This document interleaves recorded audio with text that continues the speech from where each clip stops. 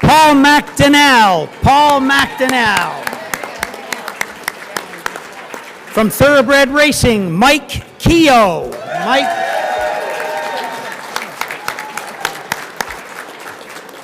From Thoroughbred Racing, Sue Leslie. From Thoroughbred Racing, Gary Boulanger. And from the class of 2021, from Standardbred Racing, Jim Bullock. Randy Waples. And Vicky Pappas.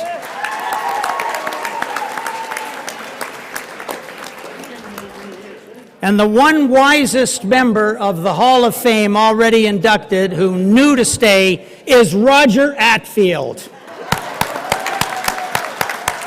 Thank you, Roger.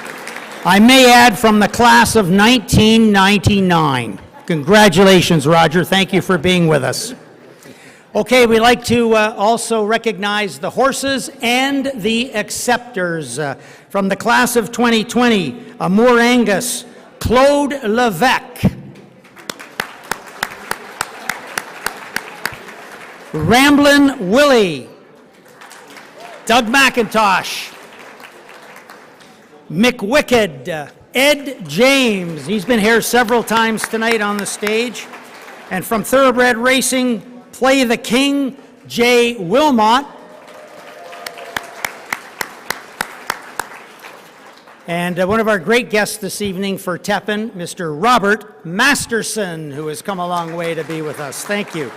From the class of 2021, great memories, Dr. Mo Stewart. From Thoroughbred Racing, Not Too Shy, Richard Smythe. And from Thoroughbred Racing, Heart to Heart, Terry Hamilton. Thank you very much. And now we will have a toast to the class of 2020-2021. And that toast will be to Canada's best. So here we go. Would you please charge your champagne glasses or whatever you have in front of you and join me in a toast to our induction classes to Canada's best.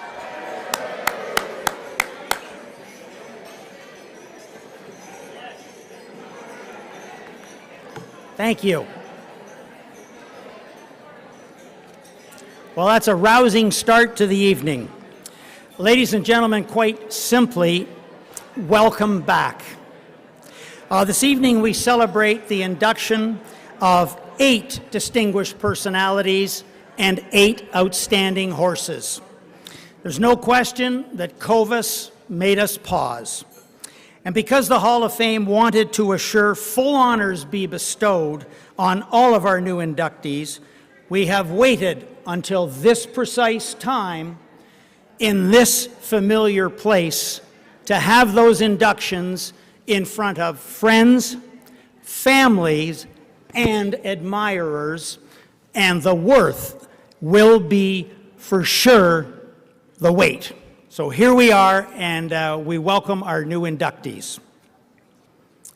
A new initiative of the Hall this year is our acknowledgement statement, and it'll come up on the monitors shortly here, and we can read along together. We all live on the land of Indigenous peoples. Since the introduction of horses to these lands, our cultures have shared an admiration and respect for horses and their relationship with humanity in all respects. We celebrate their role in sport and in competition. Thank you.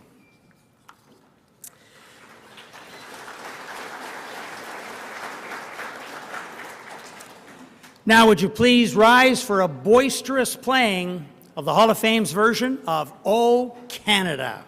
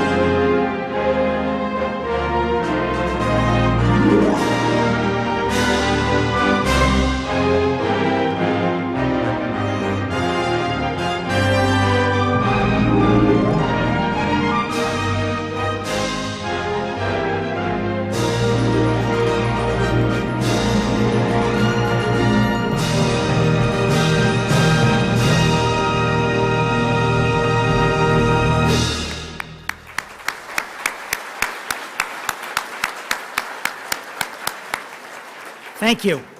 Please be seated. We now come to a solemn moment as we fondly remember with thankful hearts those honored members, both people and horses, who have served us so well, but who have passed since the last time we all gathered in this familiar place. Could you please roll the video?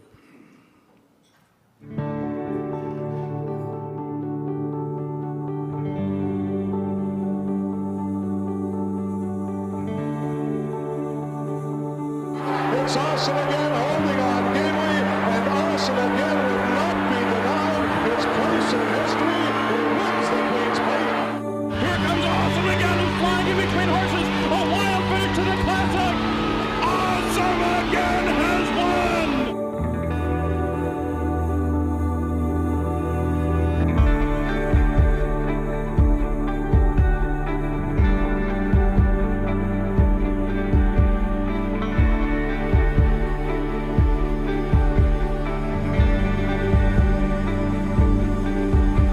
The Canadian Horse Racing Hall of Fame is proud to induct Robert Burgess.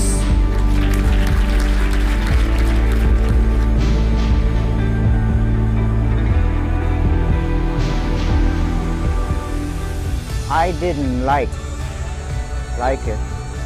I loved it. I loved it. I didn't want to do nothing but race right.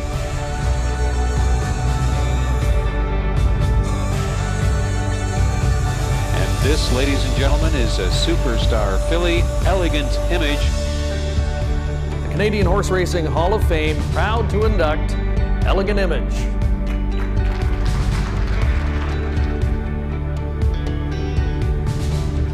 Apache's Fame under urging now. The Road Machine is driving. Mark Jonathan will late rush. Apache's Fame. Mark Jonathan, a final surge. Apache's Fame. And Mark Jonathan, Apache's Fame, wins the North America Cup.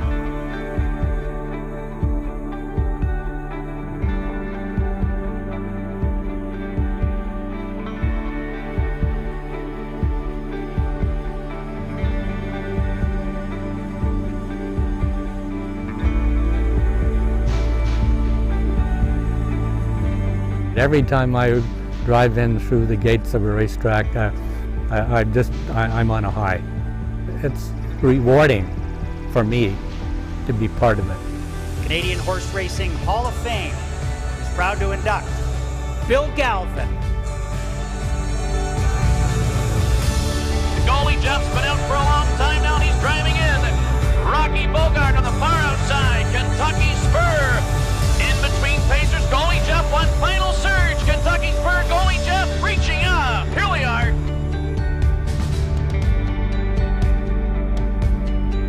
Cadabra looking a lot like a wire-to-wire winner. That's Cadabra summoning all of his best magic, and Dave Miller takes him gate to wire to win the richest race in Mohawk's history over Leica Prayer. ENS Snapshot was third, Civil Action was fourth. That was Cadabra. I don't care whether it's a $10,000 claimer or whether it's a $1 million race. I just love to see my horses run, and I love to see them win. With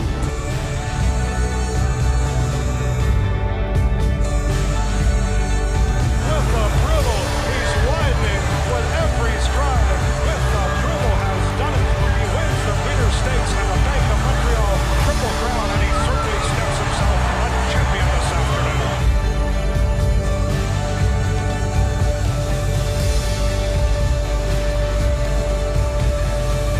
Here comes Sealy Hill with a furious rally. Sealy Hill running away and hiding on them in the Wonderwear. Sealy Hill, nothing short of superb this afternoon. She wins the backward run. Staying together on the outside is overtaking Cam Best. Staying together is coming on for the lead. Tough Hombre is another move. Bilateral on the outside. Staying together, put to the test. Tough Hombre and Bilateral staying together, digging in.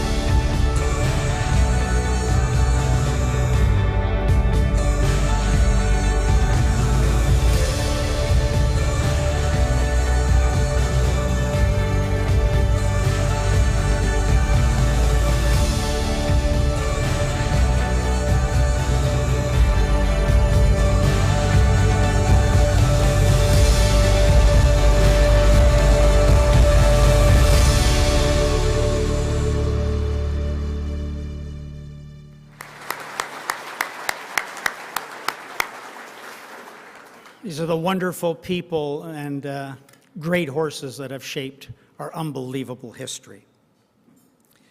It's now time to hear from the President of the Canadian Horse Racing Hall of Fame, and that's Mr. Darrell Kaplan.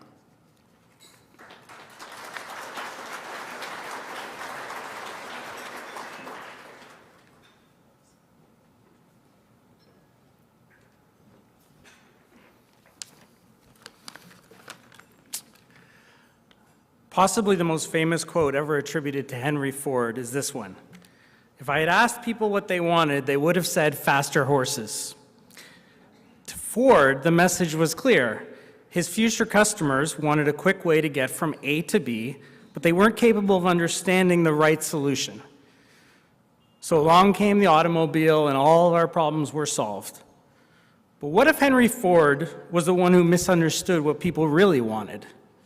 What if his solution, the automobile, failed to take into account the meaningful relationship between people and the horse? A relationship that has been built and nurtured through countless generations. A relationship that has not only been one of function, but a relationship that has actually made us better beings. What if getting from A to B as quickly as possible wasn't ever really the goal at all? Over the last couple of years, we've had time to reevaluate. Struggles, challenges, and real-world problems have tested us in ways we may not ever have expected.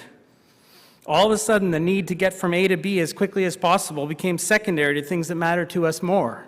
We worried about health, food, and our ability to provide for our families.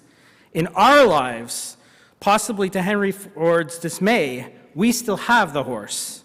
And the relationship we have with them is why we are all here today. What our horses teach about strength, adversity, and courage is much greater than how fast they can get from A to B. What our horses teach us about the value and need for patience, even when the world is speeding by, is something that no Model T Ford ever could. And what our horses teach us about resilience has enabled the sport to come on the other side after some of our lowest moments. After the wars in the mid-1700s, Modesty won the first recorded race on this nation's soil 255 years ago and 100 years prior to Canadian Confederation. After the cholera pandemic of the mid-1830s, the earliest reported records of harness racing took place over the frozen St. Pierre River in Montreal. Once the site of pollution, sickness, and turmoil became the site of perseverance and triumph. After World War I and the Spanish flu pandemic of 1918 to 1920, Man o' War brought fans to their feet, surpassing Babe Ruth as the sporting hero of a generation. Dan Patch, Northern Dancer, Secretariat, Cam Fella, Dance Smartly, Some Beach Somewhere, the list goes on and on. Just when we need a hero the most, they arrive, and we are forever grateful. We weren't able to gather in 2020, but we said this day will come. We weren't able to get together in 2021, but once again we committed, this day will come. Today we are here, as promised, to celebrate our newest Hall of Famers, in person as it should be. The Canadian Horse Racing Hall of Fame has always relied on the ongoing and unwavering support of this industry, and never has this been more important than in the last few years. HPPA, COSA, Standard Bred Canada, and CTHS National have been the backbone of our funding, and we are extremely appreciative of the support we have received.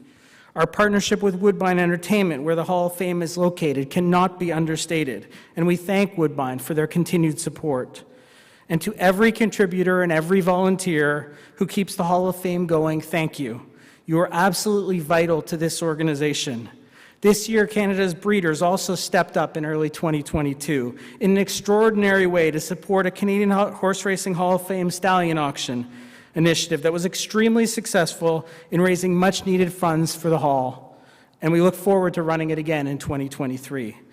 Thank you to our board of directors, the countless volunteers on all of our committees, and of course, Linda Rainey, our managing director. Linda has spent the last 2 years planning and replanning, organizing and reorganizing, developing ways to raise funds for the Hall without the opportunity to hold an event or a gathering. She's done a tremendous job, and we're most fortunate to have her part of our organization. Over the past several months, we've also begun to look at diversity and inclusiveness as a priority for the Canadian Horse Racing Hall of Fame. We're embarking on a number of initiatives aimed at ensuring that this is an organization representative of our industry, of our community, and of our nation. We will continue to champion the cause, we'll continue to learn and listen, and always strive to improve. And now it's time to pay tribute to our Hall of Famers. Nominations for the class of 2022 will close on August 19th, and we encourage each one of you to submit names in the coming days and weeks. But for today, we are thrilled to honor our esteemed Hall of Fame members in the classes of 2020 and 2021. Tonight, we celebrate greatness. We applaud remarkable accomplishment, honor those who have built an industry that we absolutely adore, and celebrate our horses, those horses who get us not only from A to B the fastest, but those horses who teach us to take our time. On behalf of the Board of Directors of the Canadian Horse Racing Hall of Fame, thank you for being with us tonight. And to our newest inductees, congratulations on your tremendous achievement. Thank you.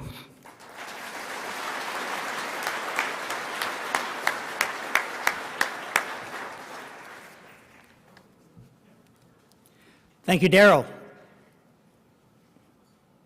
On October 12, 2020, in a special ceremony held in the Canadian Horse Racing Hall of Fame, the immortal Man o' War was welcomed into our hall in the Legends category.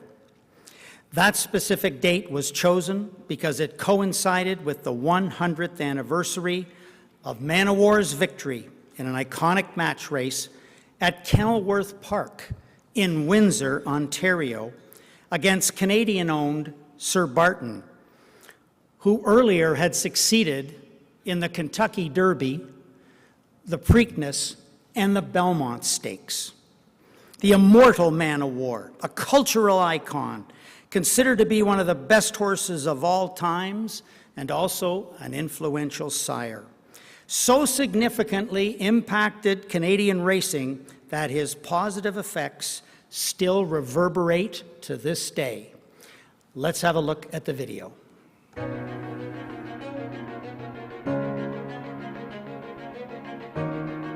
What some have called the greatest day in Canadian horse racing took place the afternoon of October 12, 1920 at Kenilworth Park in Windsor, Ontario, when the two biggest horse racing names of the day, Man o' War and Sir Barton, faced off for American turf supremacy. Organized by the track's operator, Mr. Abe Orpin, the Kenilworth Cup was a much-needed boost for Canadian racing following the wartime ban on betting in 1918 and 1919. Originally proposed to also feature 1918 Kentucky Derby winner Exterminator, the mile-and-a-quarter distance and the weight restrictions were not acceptable to Exterminator's owners. Instead, it was a duel between Man o' War and Sir Barton in what would become the first horse race filmed from wire to wire, with the footage later shown in movie theaters across the continent.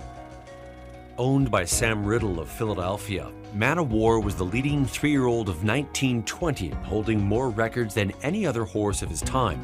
Sir Barton, America's first Triple Crown winner in 1919 and champion of the older horse division, was owned by Montreal's commander J.K.L. Ross. The original Big Red, Man o' War was the prohibitive 1-20 favorite going into the race, in front of an estimated 30,000 spectators who wagered over $220,000 on the race. Sir Barton had the advantage at the start and led by a little more than a length in the early furlongs. By the half-mile marker, Man o' War had overtaken his rival by 2 lengths. At 3/4, the lead had been cut to a length and a half when Man o' War's jockey Clarence Cummer responded by letting his mount out to open his lead to 4 lengths as they entered the stretch. It's Man o' War leading Sir Barton by 15 lengths.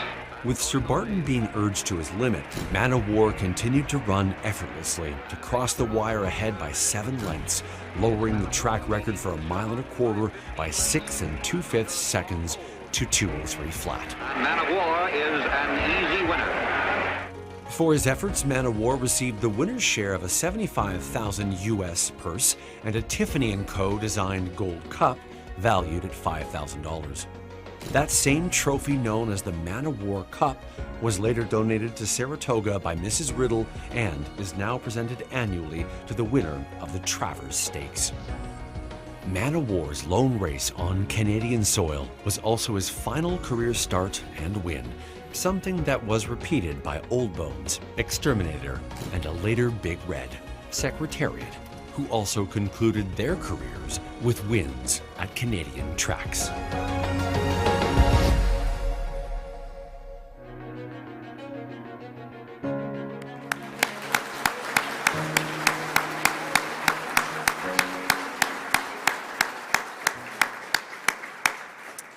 And of course, Man of War joins another of Racing Pillars, Dan Patch, who joined the Hall in the Legends category in 2019. What a fortunate haul we do have. We're thankful for our generous and continued support of our sponsors and would like to recognize and thank them now. And I would invite you to please reserve your applause for one big final clap at the end of this list. We're going to start with Ontario Racing, our gold event sponsor. Encore Global, the audio-visual sponsor at the back. Woodbine Entertainment Group, specifically the broadcast department, for all of the video production. The Jockeys Benefit Association of Canada, the reception sponsor. Ontario Harness Tracks, the inductee toast sponsor. COSA, the Central Ontario Standardbred Association, our dinner wine sponsor. And Master Feeds, our photography sponsor. Well, now's the time to thank them.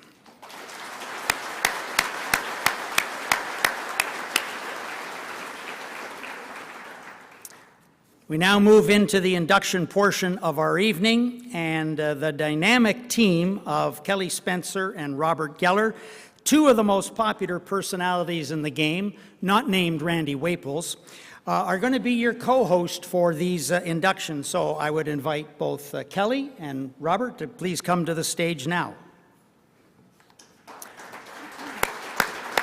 Good. For Kelly, I'm welcoming her back, and for Robert, I'm welcoming you to this stage for the first time. How are you feeling?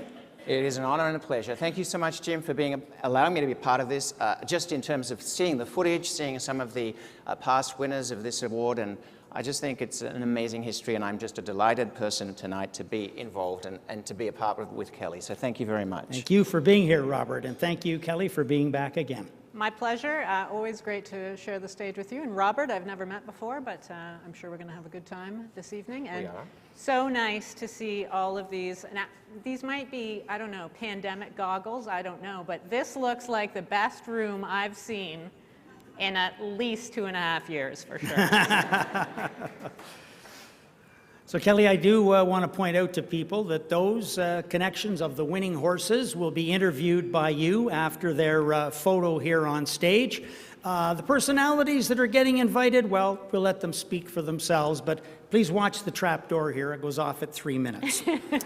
I know Kelly's got some announcements for you about the silent auction, so Robert and I will take our leave for the moment, and Kelly will make her silent auction announcements and then begin with our first inductee, and we bid you a pleasant evening. Robert? Thank you.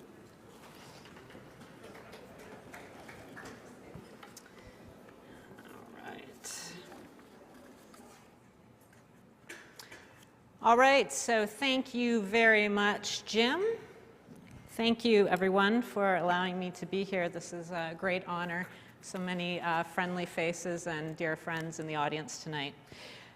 So before we get started with tonight's inductions, let's take a minute to talk about the all-important auction this evening. For those who have attended the Canadian Horse Racing Hall of Fame in the past, of course, you know about the last-minute bidding, how it can get fast and furious, which is part of the fun, of course, being a horse racing crowd, before that final countdown before the bids close. This year, of course, it is a virtual auction, so a little different, and in the interest of time, we've also dispensed with the live auction. So the silent auction with a twist, all bidding done via cell phone. If you don't have a cell phone, don't worry. There are gentlemen with tablets who will accommodate you. And the other difference, of course, is that it's virtual, and so you are up against bidders all around the world, which should excite you, given the audience here tonight. So some of the great items that we have up for bid: halters worn by 3 generations of thoroughbred champions. This is a mind-blowing item. Danzig, Langfuhr, and Wando, spectacular, one-of-a-kind offering from the personal collection of Canadian Horse Racing Hall of Fame honored member as a builder, Gustav Schuckendance, and it has been donated by that family. Authenticity certificates from the Claiborne family, from the Claiborne farm and the Schoenberg farm are included. Also, a framed artist proof of a Man of War by artist Fred Stone, a bass fishing trip on the Niagara River with Hall of Fame thoroughbred trainer Reed Baker, Toronto Maple Leaf tickets provided by the MLSE. Are you excited yet? Okay. Show your excitement with your bids, I guess. Tickets to attend the 100th Royal Agricultural Winter Fair Horse Show this November, provided by the Royal. Dinner for 4 at Woodbine Mohawk Park on Saturday, September 3rd for the Maple Leaf Trot and Canadian Pacing Derby night, courtesy of our friends at Woodbine Mohawk Park. A horse-themed quilt created by Vicky Bax, wife of standardbred trainer John Bax. Vicky is here tonight. I heard that John tried to take credit for this. I know for a fact he cannot sew, so don't listen to his stories. Also, a collection of scrumptious preserves from the kitchen of Liz Waples, wife of Hall of Fame trainer Ron Waples. As I have said previously, probably these dill pickles that are in this basket should have their own category in the Canadian Horse Racing Hall of Fame. So if you have the opportunity to bid on this basket of goods, make sure you do so. Autographed hockey jerseys from Jonathan Taves, Haley Wickenheiser, and Morgan Riley, and much more racing memorabilia, sports memorabilia, and much, much more. So make sure you get your bids in. Again, if you do not have the capability to do it on your phone, there are people with tablets around. It closes at 9:30 tonight, of course. We all want to support the Hall of Fame, and this is a great way for you to do so. So by all means, we will keep reminding you throughout the evening, and all those proceeds, of course, support the Hall of Fame. All right. It is time then to get to our first induction of the evening.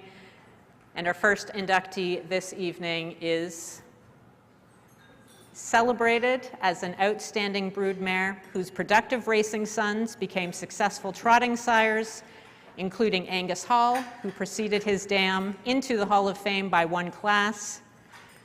The Canadian Horse Racing Hall of Fame is proud to induct Amore Angus.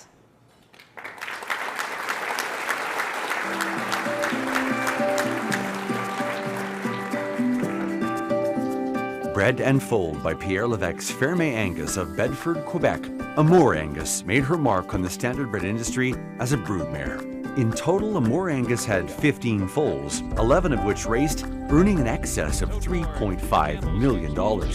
Of her 8 foals by Quebec-based stallion Garland LaBelle, 3 went on to be top trotting sires in North America following successful race careers. As sires, Andover Hall, Conway Hall, and Canadian Horse Racing Hall of Fame 2019 inductee Angus Hall have produced offspring earning over $290 million to date. Her Garland LaBelle sire daughter, Emily Cass-Elle, was the winner of the 1994 O'Brien Award for Horse of the Year following her flawless 13-for-13 two-year-old race season before going on to be the dam of Hambletonian winner Trixton. Trixton! Jimmy Tactor! It's a Tactortonian! Trixton does it! In 1995, Alan Levitt of Walnut Hall Farm in Lexington, Kentucky purchased the broodmare along with the foal by her side, later named Conway Hall, and the Garland LaBelle colt she was carrying, Angus Hall. The legacy of Amore Angus continues as the grand dam of such horses as Nuncio, Canadian Horse Racing Hall of Fame 2008 inductee Peaceful Way, Donato Hanover, Pampered Princess, Majestic Sun, Wishing Stone, and Windsong's legacy.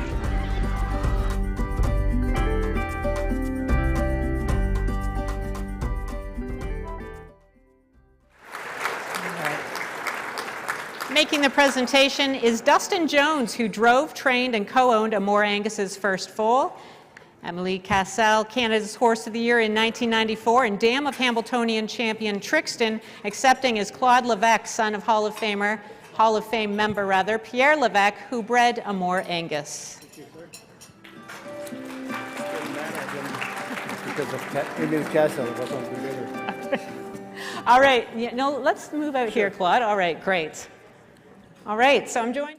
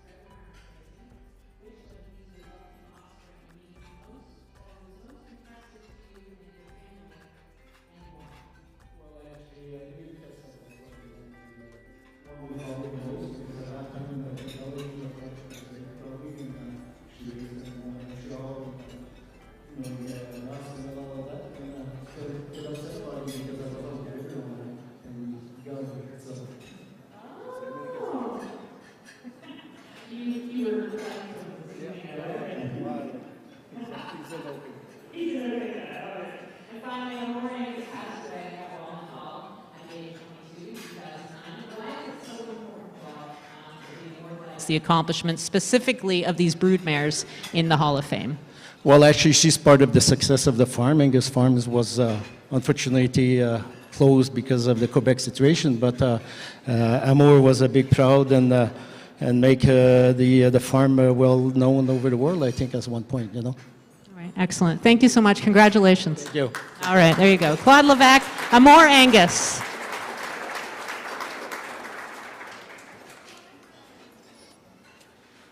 All right, and our next inductee will be handled by Robert.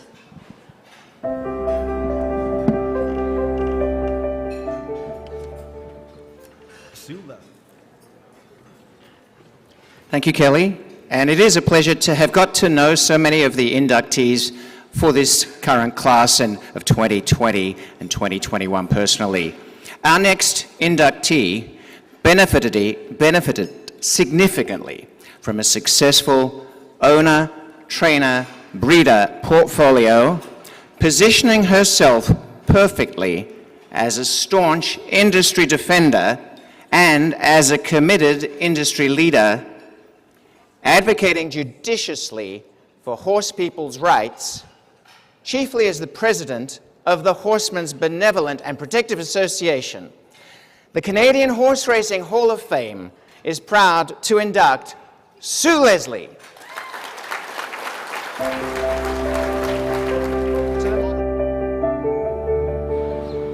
Sue Leslie has dedicated the better part of her life to the sport of horse racing, initially as a breeder, owner, and trainer of thoroughbreds. Beyond her direct work with horses, Leslie has also been a strong proponent for horse people across all facets of the industry. Her years of experience and knowledge have proven vital in developing programs and initiatives to sustain the industry, ranging from valuable assistance provided with government negotiations following the cancellation of the Slots at Racetrack program to ensuring the viability of racing at Fort Erie Racetrack. Leslie was involved in establishing the organization Ontario Racing, with which she is currently a director and member of the executive.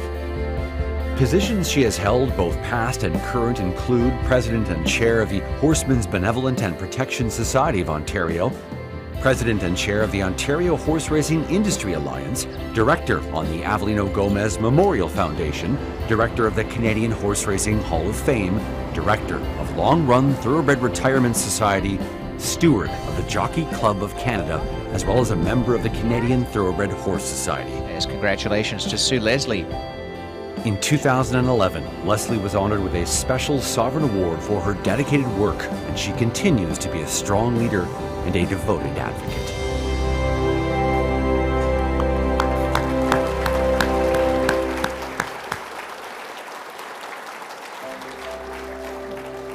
Making the presentation on the inductee, Sue Leslie, it's Honored Hall of Fame member, Robert Landry.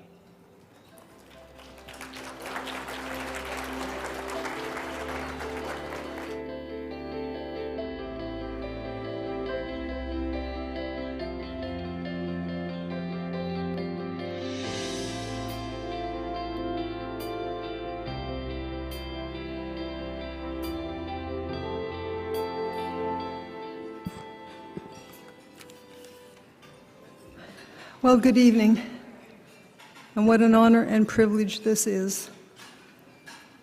Thank you to the nomination and the election committees, and to the hall itself. There are so many people to thank over 45 years, so many people that I've met along the way, and it's only because of their support that I'm standing here tonight. To the Uriah Board of 2012-2013.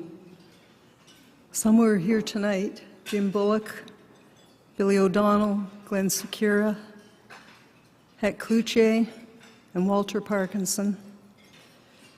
They fought hard for us, and the industry owes you a great debt of gratitude. Thank you. To the HBPA, Bill Diamond and Nick Gonzalez, longtime Vice Presidents, thank you for your support and your wise counsel. Dave Anderson, Veronica Attard, Janet Black, Conrad Cohen, Sherry McLean, and in particular the Liaison Committee, Roger Atfield, Josie Carroll, and Danny Vella, my sincerest thanks. To the tremendous HBPA staff, Bill Eastwood, Corrine Phillips, and Leslie Barker, I couldn't have managed or lasted without you guys. Thank you. To my many industry friends and partners, I know I'm going to leave a bunch out. I want to thank you for supporting me even when you believed I was wrong. Billy O'Donnell, I know he's here somewhere, my partner in crime. Thanks for everything, Billy. John Hayes, Ontario Racing, thanks for all your good work and advice. And Stanley Sadinsky, my longtime friend and industry leader, thanks for making the long trip sunny. And thank you so very much for all you have done and continue to do for horse racing. Julie Bell, Carl Lagerberg, and Martha Wakely, thank you for loving horse racing. You guys wear it. Vicki Pappas, Danny Vella, Mark Cassie, Renee Cairns, Jen Morrison, Dave Anderson, Glenn Secura, Jean Majeur, Jessica Buckley. My longtime trainer, Yvette Chartrand-Hoke. And of course, my hockey family, Donnie Meehan, Curtis Joseph, and Gary Lehman.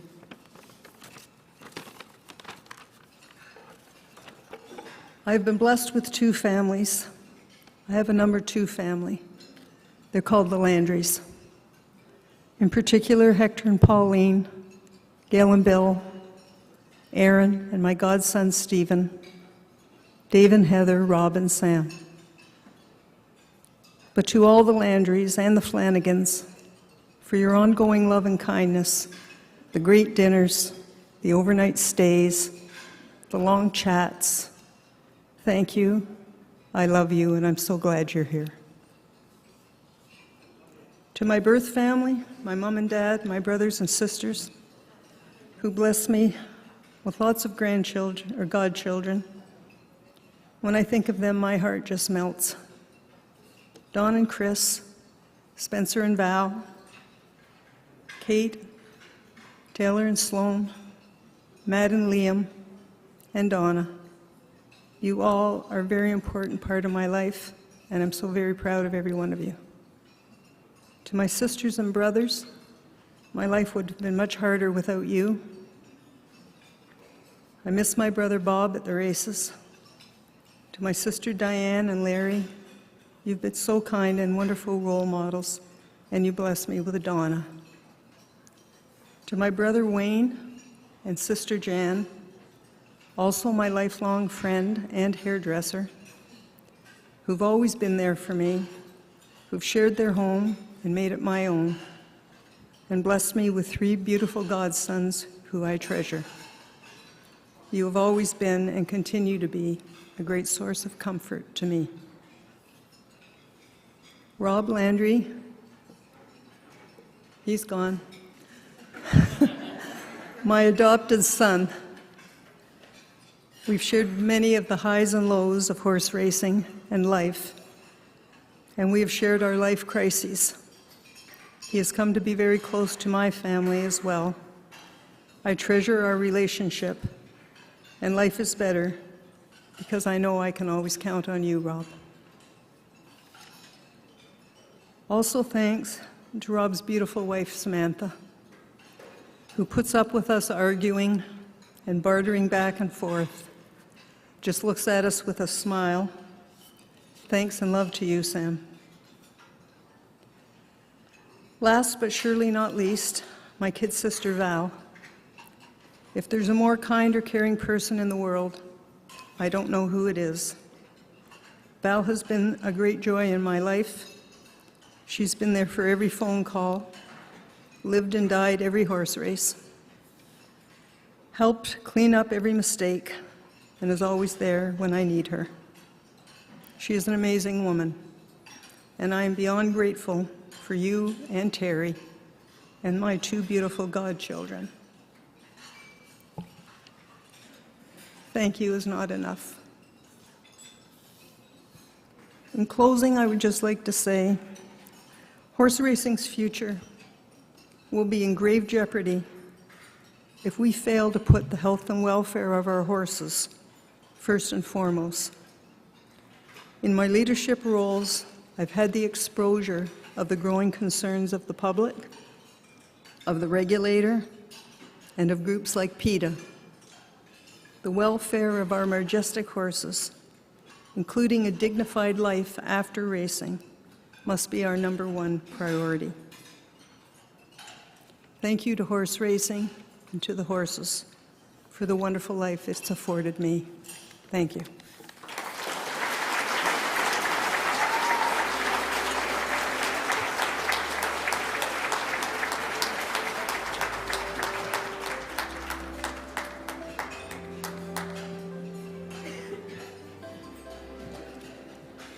Thank you very much, Sue. I have to say it's been an honor and a pleasure to get to work with you and to know you, but I just want to say that we are very proud that you are part of our racing families, so congratulations on your induction tonight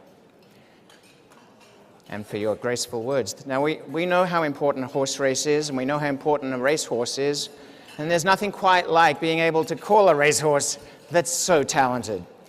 And if you get that pleasure, there is certainly moments and memories that are formed. Our next inductee was owned and bred by Kinghaven Farms and was a popular high-percentage winner and a frequent champion, who enjoyed a career season in 1988 as Canada's champion sprinter, following a runner-up finish in the Breeders' Cup Sprint, and also champion older horse and Horse of the Year.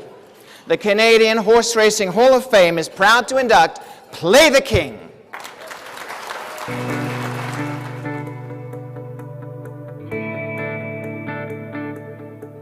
Bred and owned by Kinghaven Farms of King City, Ontario, Play the King was conditioned throughout his 4-year race career by dual Hall of Fame trainer Roger Attfield. Starting in 29 races, Play the King made 19 trips to the winner's circle and earned just shy of $1 million. Play the King stakes success began at age 4 with a win in the Toboggan Handicap at Aqueduct, and was followed by wins in the Jacques Cartier, Vigil Handicap, and the Toronto Budweiser Breeders' Cup Handicap at Woodbine, as well as wins in the Highlander Handicap, the Suffolk Sprint in Boston, and finally, the Nearctic Stakes, to earn the 1987 Sovereign Award for Champion Older Horse and Champion Sprinter. The following year brought repeat wins in the Nearctic Stakes and the Toronto Budweiser Breeders' Cup Handicap. Play the King offered his most compelling effort in the Breeders' Cup Sprint at Churchill Downs. On the outside, Play the King is charging hard. Gulch is right there. Gulch emerging with the lead. Play the King. It's Gulch. Play the King. Here's the wire. And Gulch has won it. A strong 49-1 second place finish contributed to Play the King being named the Sovereign Award winner as Champion Sprinter, Older Horse, and Horse of the Year in 1988.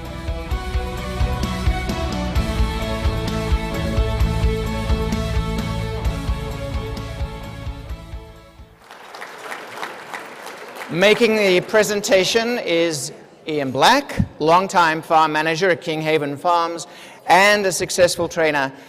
Accepting is Jay Wilmot, son of David and Susan Wilmot of Kinghaven Farms.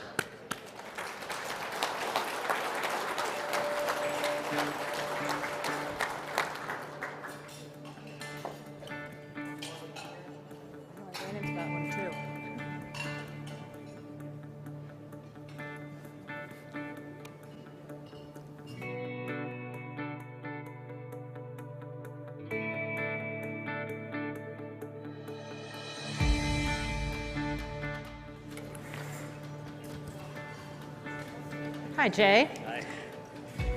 I saw you want to scoot away there, but you couldn't. You had to stay here with me. I couldn't escape. All right, congratulations. A couple questions for you.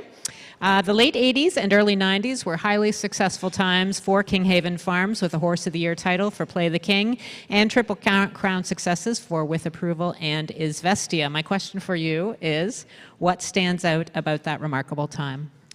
Well, admittedly, I was pretty young when that happened. Ironically, we'd actually divested our breeding stock in 1988 and went on to have 4 Canadian Horses of the Year within the next 7 years. I remember at that age, I would wake up and it seemed like every year I'd see, on the front page of the Star and the sports section, it's like Kinghaven wins the Queen's Plate, Kinghaven wins the Triple Crown. It took me a long time to figure out that just doesn't happen every year. Excellent point. Excellent point. All right. Most of the special Kinghaven runners were blessed with remarkable class and stamina, but Play the King had outstanding velocity to become a sprint champion after his excellent runner-up finish in the '88 Breeders' Cup Sprint behind Gulch at Churchill Downs. What do you recall about that specific great performance? So King was an interesting horse. I was actually talking to Ian just before this, and when he was really young, Ian described him as a bit of a klutz, actually. But when he decided that he wanted to run, he sure was fast. And he fractured his leg in 1987. He was supposed to be the favorite in the Breeders' Cup Sprint that year. Had to pull out, rehab. Roger Adfield performed a miracle over the coming season. And at 48-1, he managed to come second. And it was really incredible. Our whole family was thrilled. He's still probably my mother's favorite horse of our entire history. And there were only 2 horses that have a place on our farm that are still buried there, and there is Izvestia and Play the King. All right, great. And finally, what made stables great in those days were outstanding achievements against fierce rivals. For Kinghaven, that meant competing against their arch rival, Samson Farms. What do you recall about that special rivalry? I think I'd describe that rivalry as probably frenemies, if I could come up with a proper word. Ernie Samuel and my grandfather Bud were great friends. My father David eulogized Mr. Samuel at his funeral. Both of our programs were really, really proud of our homebreds, so we like to race against each other, and we sure like beating each other. Excellent. All right. Well, thank you so much. All right. Congratulations.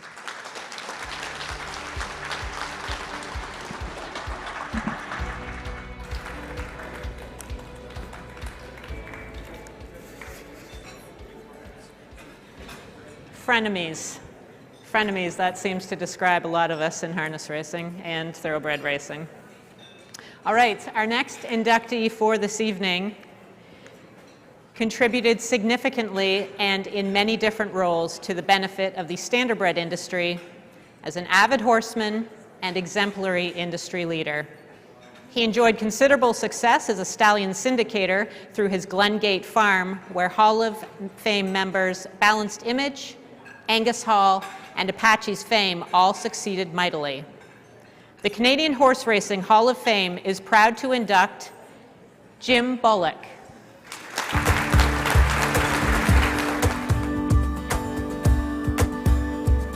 Jim Bullock has made immense contributions to Canadian harness racing over the past 30-plus years as an owner, breeder, stallion syndicator, racetrack administrator, and industry leader. In 1992, Jim and his wife Pat purchased the property they would rename Glengate Farms. It was there that they stood 3 future Hall of Fame stallions responsible for changing the landscape of Canadian harness racing: Angus Hall, Apache's Fame, and Balanced Image. Glengate Farms is the co-breeder of double millionaire artificial world champion J.L. Cruz, who bankrolled over $1.6 million, and Canadian Horse Racing Hall of Fame member Odie's Fame. In recent years, Jim Bullock's operation has focused on a broodmare band of top-quality, trotting-bred mares, consisting of some of his most successful racehorses: Gramola, Juanita's Fury, Pepe Levesque, and Oakley Odessa. Another Glengate-bred mare, Great Memories, is also a part of the Canadian Horse Racing Hall of Fame class of 2021. Beyond his contribution as a breeder, Jim served as president of the Standardbred Breeders of Ontario Association for 9+ years and played a significant role in that organization's new owner mentoring program. In 2013, he was recognized by the SBOA with the Van Bussel Award for Exemplary Service and the Lloyd Chisholm Achievement Award for Meritorious Service.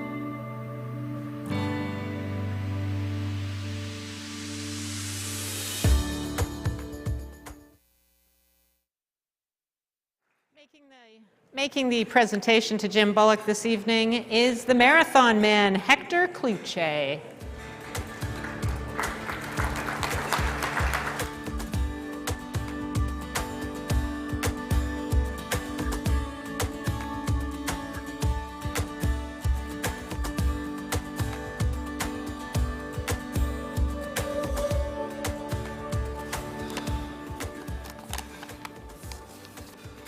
Keep an eye on Heck. He has my ring.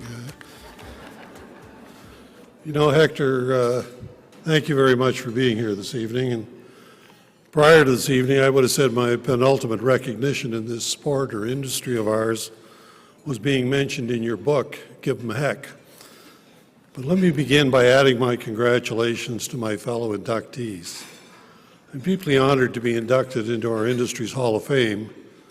And when the call came that I'd been nominated last year, it was both a very pleasant but complete surprise. I'm delighted to join Glengate Farms stallions, Balanced Image, Angus Hall, Apache's Fame, Racehorse Odie's Fame, and of course another honoree this evening, Great Memories. I have to admit that Great Memories wasn't such a great memory for me. We sold her as a yearling for, I think it was $6,000, but that's the life of a breeder. No doubt I wouldn't be the first two-legged member from Glengate Farms in the hall without the remarkable achievements of these horses. But nobody achieves success in almost anything without the assistance of others, and that's certainly true in my case. On the racing side, I've had success in no small part with the guidance and talent of trainers like John Bax, John Copas, and in an earlier time, Pat Crow, who got me started. Entering the breeding business in 1992, I have to acknowledge ignorance was bliss. At the time, I acquired what was the second largest standardbred breeding business in Canada, having never been in a breeding shed, seen a stallion collected, or even a mare foal. However, it didn't take me very long to recognize the size and scope of what I had taken on. And as well, I've always been a great delegator. So in that I was already fairly well occupied with Cadillac Fairview, the company I was working for at the time, with the hindsight that can only be described as brilliance born of desperation, I suggested to my late wife, Patricia, that she might enjoy spending some time in the office of our new breeding business. Be fair to say that suggestion wasn't initially enthusiastically received, but in her continuing role as the amazed woman behind the successful man, she stepped in. Over the next 15 years, Pat's involvement in the breeding farm, together with Amy Adams, who was here this evening, was very much responsible for some of the success we achieved. Moreover, while overseeing the breeding farm operations, Pat found the time to be appointed to the Ontario Racing Commission with Stan Sadinsky, who's here this evening, a very notable achievement for a female at the time. Let me share a quick story with you. One year I was attending the reception for the North American Cup at Woodbine. Now at that time I was a trustee of the Ontario Jockey Club. I was involved in a number of industry panels, and I considered myself a success in racing and breeding. At the reception, I encountered the Hall of Famer Charles Armstrong, who was speaking with Stan Bergstein, the renowned writer, historian of standardbred racing, and a Hall of Famer in his own right. I said hello to Charlie, who said, "Oh, hi, Jim. You know Stan Bergstein." I responded that I certainly knew Stan Bergstein, but I didn't think he knew me. I introduced myself. "Hi, I'm Jim Bullock, Glengate Farms." And Stan immediately responded, "Oh, yes, your wife's on the Racing Commission." No doubt that was Stan's recognition of the real standardbred contributor in the Bullock clan. I certainly recognize without Pat's significant involvement in the farm, together with the skill and hard work of many other great people, I wouldn't be receiving this recognition tonight. I thank the Hall for the great honor, and I close with the suggestion that it might be completely appropriate for the Hall to take its cue from Stan and recognize me as Mr. Pat Bullock, as he did. Thank you.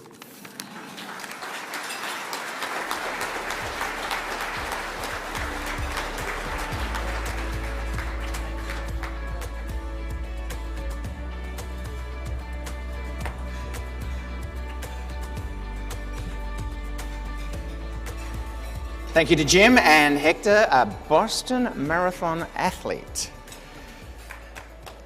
Yeah. Our next inductee was a big, strong filly who was one of the very best of her era and one of the most popular also.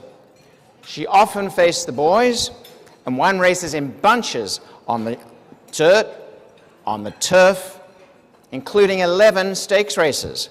The Canadian Horse Racing Hall of Fame is proud to induct Not Too Shy.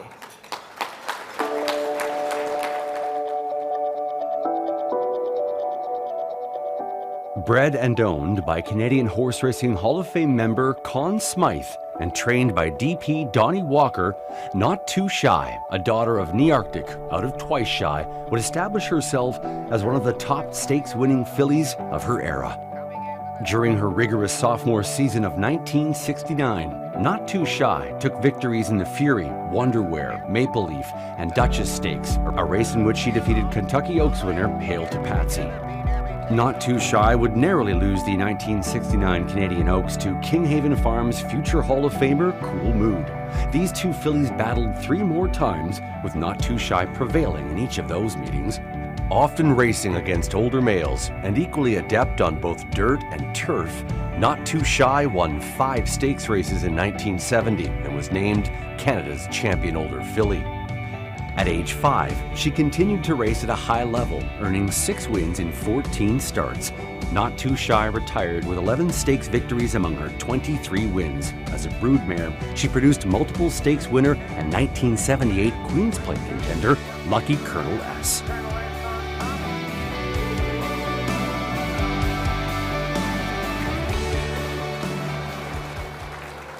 Making the presentation is Tom Cosgrove, who is the former chair of both the Thoroughbred Nominations and Election Committee. Accepting is Richard Smythe, the grandson of the breeder owner Conn Smythe.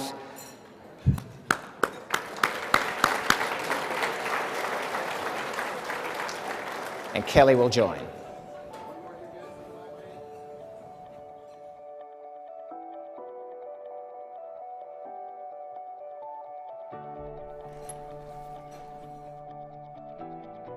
All right, Richard, are you ready? Yes, Kelly. All right, here we go. First question. Not Too Shy was a star during what is considered to be the golden age of thoroughbred racing in Canada. Ruggedness and durability were traits of good horses then, and particularly of Smythe-bred horses. What made this remarkable filly so durable? Well, I have to confess I didn't know the filly while she was alive, but I know from Grandpa's memoirs that he gives a lot of credit, of course, to Donnie Walker and the groom who was Stanley Parento. But I think he really gives a lot of credit to the people on the farm, particularly Ruth and Charlie Woodcock, who advised him to hold back the filly. She was too big to run as a 2-year-old, and they worked on her quite a bit to get her to be a sound filly. Ruth was the exercise rider, and Charlie was the one that looked after her. And I did not know the filly while she was alive, but I was very fortunate that after Grandpa passed on that I was able to work with Ruth and Charlie, a terrific couple of people and wonderful horse people. Excellent. And you were telling me off stage, what were you busy doing during that time? Well, the 1960s were pretty exciting for the Smythe family. Jam Lovely won the Queen's Plate. Grandpa has a big place in his heart for fillies, of course, particularly homebreds. But I was just a kid, and I was a kid who was the stick boy for the Maple Leafs. So when they won the Stanley Cup that year, that was the biggest exciting thing in my life. Did you hear that? He was the stick boy for the Maple Leafs. This is probably so old for you by now, right? I should tell you, too, that I was 13, and at that point I was getting too old for the job, so my Uncle Stafford fired me after that, and they haven't won the cup since. So. There you go. All right, thanks very much, Richard. Thank you. All right, thank you. Richard Smythe.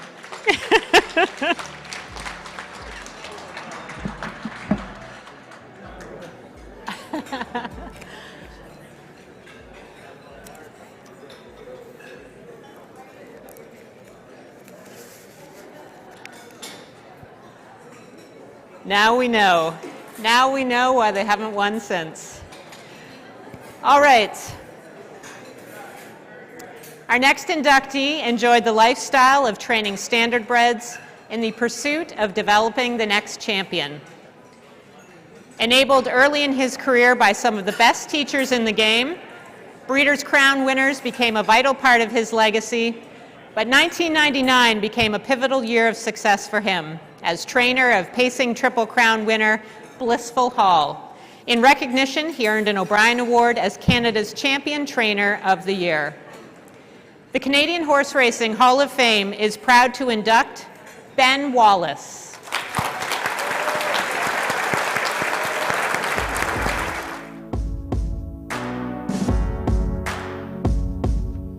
For Guelph native Ben Wallace, what began as an interim job while trying to decide on a career path became a 50-plus year career training standardbreds.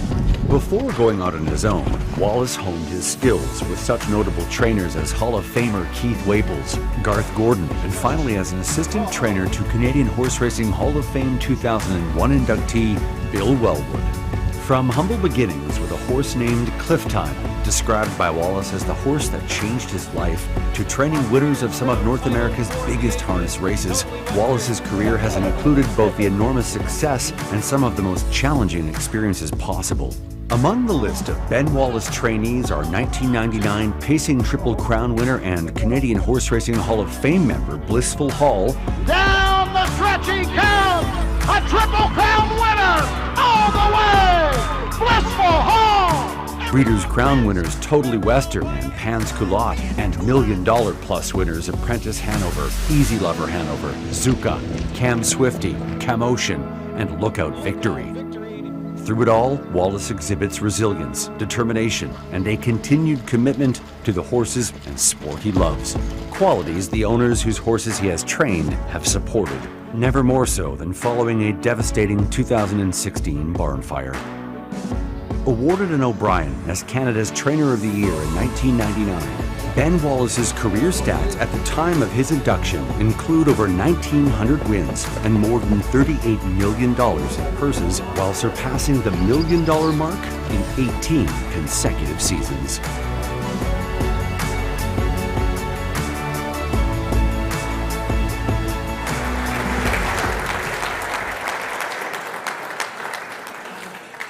Making the presentation this evening to Ben Wallace is Jeff Rook. Also, Ben's sister Donna couldn't be here, but sends her best wishes to her brother. Congratulates him.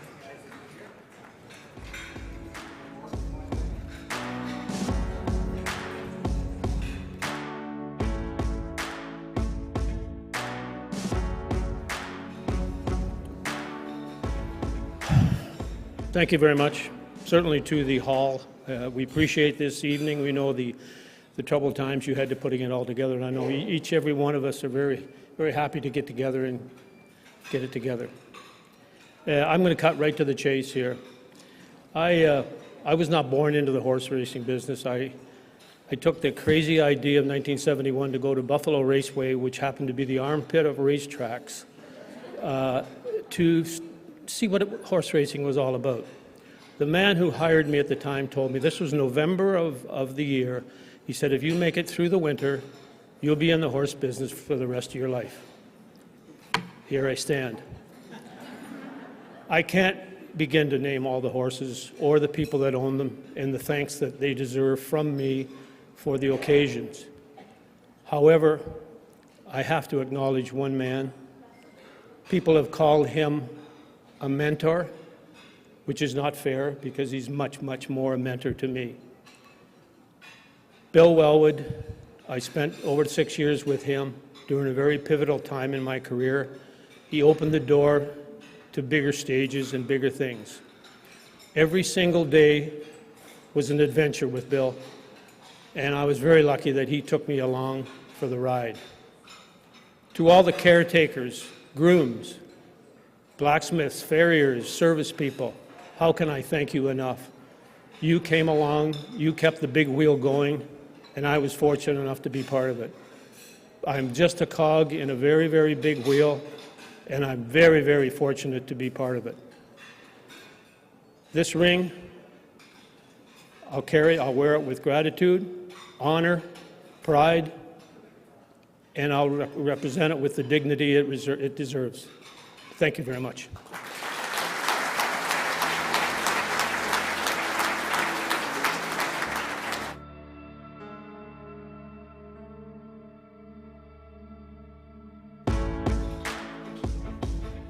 Thank you to Ben. Our next inductee enjoyed extensive success at the highest level for his main patron and honored Hall of Fame member, Gustav Schickedanz. He helped to develop champions, first as a vital member of Hall of Fame trainer Roger Attfield's team, and then on his own when Langfuhr emerged under his care to regularly beat America's best and eventually sire the stable's ever-popular Triple Crown winner, Wando. The Canadian Horse Racing Hall of Fame is proud to induct Mike Keogh.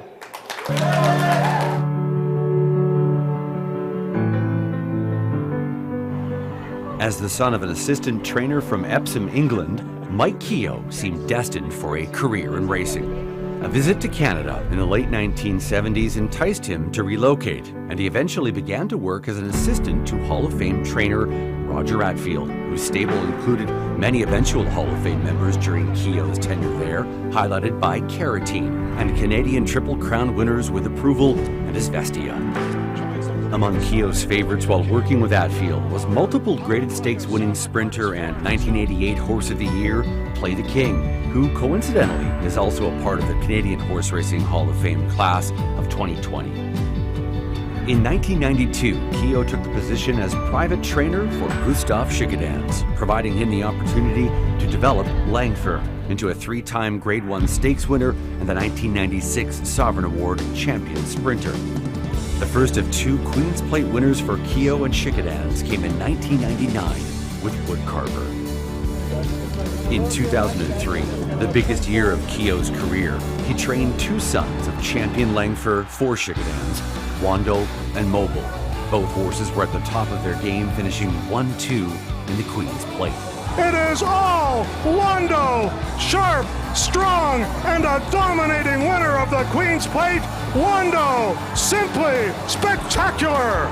Wando went on to win the Triple Crown and received Sovereign Awards as Champion 3-Year-Old and Horse of the Year. The following year, Mobile rightfully earned a Sovereign Award as Champion Older Horse for Keogh.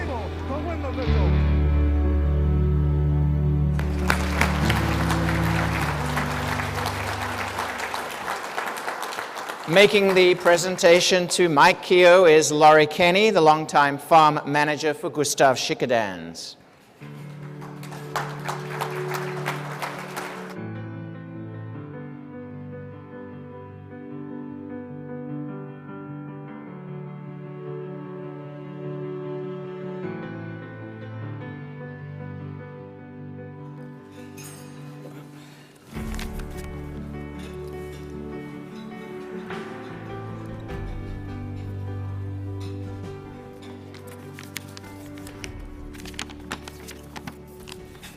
Thank you, everybody. Ben Wallace is a hard act to follow because I have to read this. First of all, I'd like to thank the Hall of Fame for this wonderful award. I'd like to congratulate all the other inductees. I'd also like to thank my wife, Lou, who is my biggest supporter and best friend. This award would not be possible without her. Laurie Kenny, a terrific horseman, a great friend, who is like a brother to me. Thanks, Laurie. The Shikadans family for their trust and support over the years, thank you. Gus was a true gentleman, a horseman, and a wonderful friend. Training for Gus changed my life. I am a lucky man to have trained some very good horses for him. Don Howard, my partner and dear friend, who is here tonight, thank you. All of my staff over the years, especially Amanda Cameron, thank you.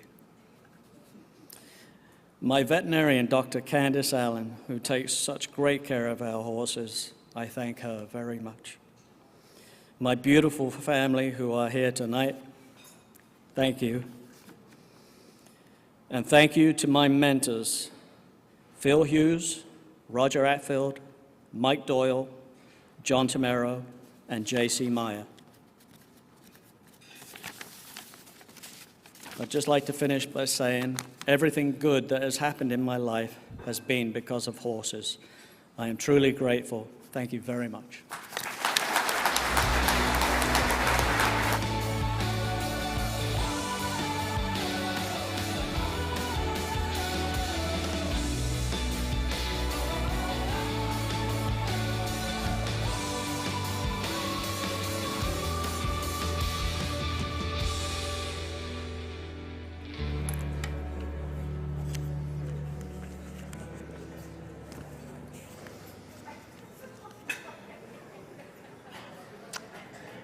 All right. Our next inductee was a winning machine and the top money earner in the game at the time of his retirement in 1983 on the strength of 3 victories in the prestigious Canadian Pacing Derby. He is also an honored member of the United States Harness Racing Hall of Fame. The Canadian Horse Racing Hall of Fame is proud to induct the horse God loved, Rambling Willie.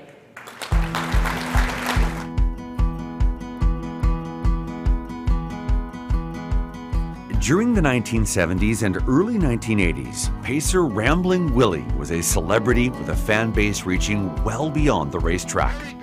The humbly bred gelding raced 305 times with 128 wins, 69 seconds, and 43 third-place finishes. On Canadian tracks, Rambling Willie was the only 3-time consecutive winner of the Canadian Pacing Derby, 1975 in a dead heat with Pickwick Baron, 1976, and 1977. The purchased as a birthday gift for his wife Vivian by Ohio-based trainer-driver Bob Farrington for $15,000, his ownership was later split between Vivian Farrington and friend Paul Siebert. His nickname, the horse that God loved, came when Mrs. Farrington tithed her portion of Willie's earnings to the church where her father served as pastor.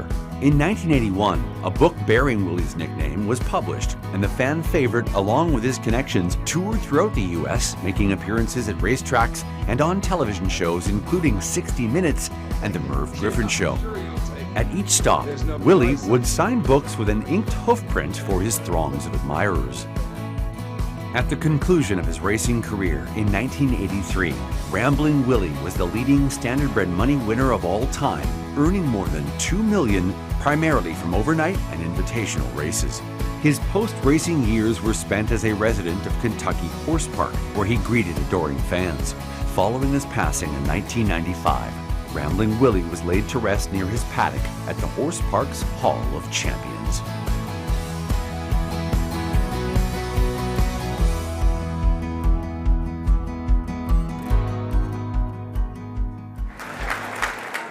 Representing Rambling Willie is Doug McIntosh, and making the presentation to Doug is honored Hall of Fame member Bill O'Donnell.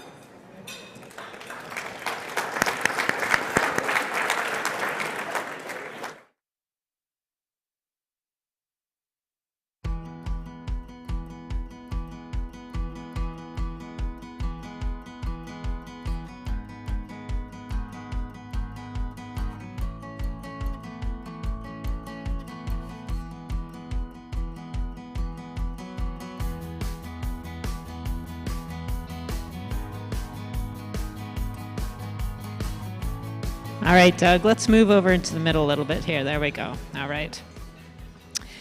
So when Rambling Willie was in Ontario, he was based at your farm for jogging and training. You said, and I quote, "Willie was a very nice horse to jog and train, but a bit on the lazy side.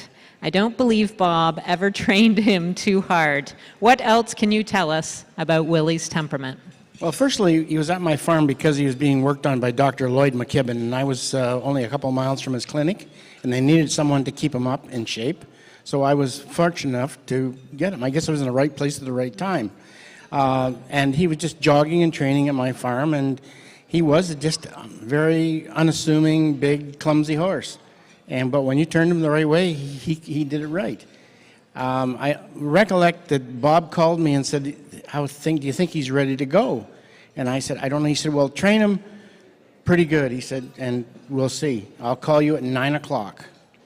So I trained him, and he said, go to the half in around 5 or 6, and then just come home all you can come. I thought, oh my God, what kind of a mile are we going to go here? So I got down to half in 6 or 7, and I went a mile in 2:12. I was fearful of this call. So Bob called, and he said, how did he train? I said, well, Bob, I told him the fraction. And he said, Willie's ready to go. There you go. Willie's ready to go. All right. So during those years when Willie was winning profoundly, what was it like to be part of his orbit and to be inside of that history in the making? For a young guy getting started, it was just really, really a big thing, and to become friendly and know the Farringtons well. And Bob opened a lot of doors for me after that. So it was a big honor. I can imagine. All right. And finally, aside from his accomplishments on the track, a large part of Willie's story was his role as a bona fide celebrity, as we saw in the video. Touring venues, TV appearances, signing books. Willie truly cast a spell on people. He captured the hearts and imaginations of the public. You're no stranger to the art of promotion in your own business, and you too had a horse in Yankee Paco that was truly beloved by the nation. So what do you think is at play here? How and why do these horses get into our minds and into our hearts?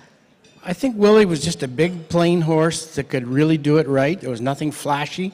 He was an everyday guy.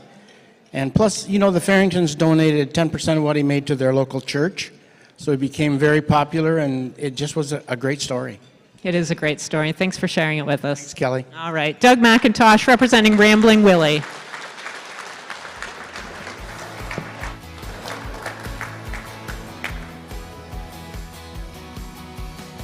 Doug.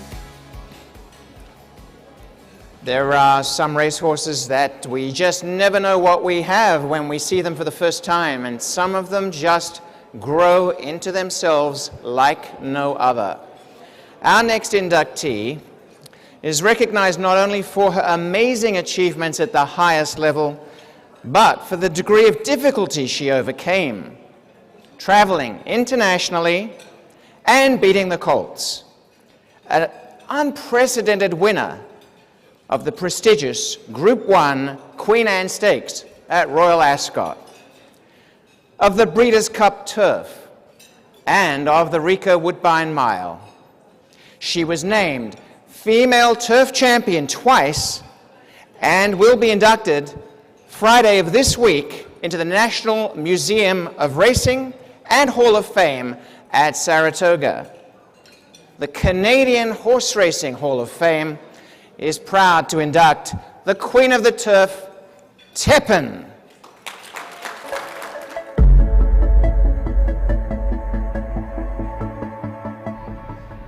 Tepin, given the moniker Queen of the Turf, spent most of her race career under the ownership of Robert Masterson while being conditioned by dual Hall of Fame trainer Mark Casse. Racing from age 3 to 6, the Striking Bay filly accumulated a record of 13-5-1, including 9 Grade 1 or Group 1 wins or placings. In 2015, Tepin won the Breeders' Cup Mile against the boys. The following year, in what would be her final year of racing, she traveled to England, winning the prestigious Group 1 Queen Anne Stakes at Royal Ascot, a career highlight. These two dominate the finish of the Queen Anne. Tepin, Bilardo raising an effort near the line. Tepin pushed out though, wins for America and lands the Queen Anne. Her final career win came in the 2016 Woodbine Mile when she put an exclamation mark on her exceptional career. It was remarkably her 8th consecutive win, including 3 Group 1 or Grade 1 wins against males in 3 different countries, Canada, England, and the US. Tepin earned the Eclipse Award as American Champion Female Turf Horse in both 2015 and 2016 and retired with career earnings of $4.4 million.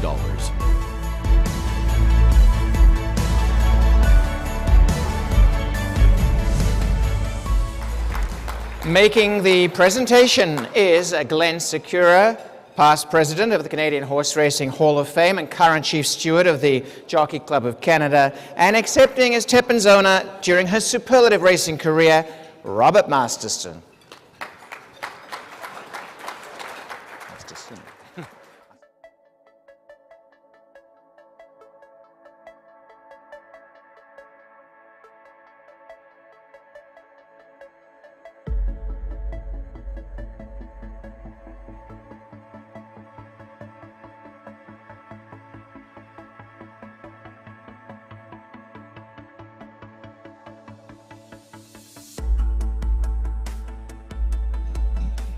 Hello, Robert. How are you? I'm well. How are you? I am dandy. Are you ready to begin? Yes, I am. Okay, here we go. Tepin built momentum late in 2015 with a victory against the boys in the Breeders' Cup Mile, joining other great fillies to achieve that feat. What are your memories of what was a peak moment in her career to that point and being named champion female turf horse? Well, I think the race before, the First Lady Stakes against the fillies at the same venue, Keeneland, she won that on the soft by 7 lengths, well, under a hand ride, basically. And that made us go into the Breeders' Cup Mile because we thought she could handle the boys on that kind of a surface. All right, excellent. After early success in 2016, the decision was made to take Tepin to Royal Ascot for the for the Group 1 Queen Anne Stakes, despite no wins in that marquee race for North American imports. What led to that decision to go, and what do you recall about that entire experience? Well, for 3 reasons we went. As I said before, she loved running on the soft, and everybody knows in June over in London, it's very soft because it rained 4 days in a row before the race. And she's been very successful on the soft. And the second thing is, she'd already really just blew away an international field in the Breeders' Cup so she could run against the boys. And then the last thing, which is probably most important for Canadians, is the Queen asked us to come.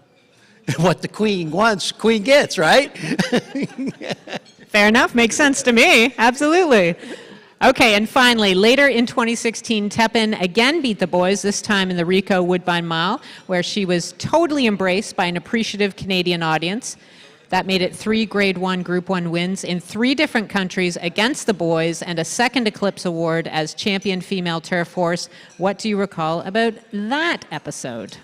I tell you, the most important thing about that is what happened after the race. After the race, when we were doing the ceremony for presenting the trophy, we stopped doing the ceremony because the fans were chanting very loudly, Tepin, Tepin, Tepin. It was a great, great thing for the Canadian fans to receive her, acknowledge her ability, and being the person she was. So that was great. That's incredible. Thank you so much for sharing with us. You're welcome. All right, there you go. Tepin, Mr. Masterson.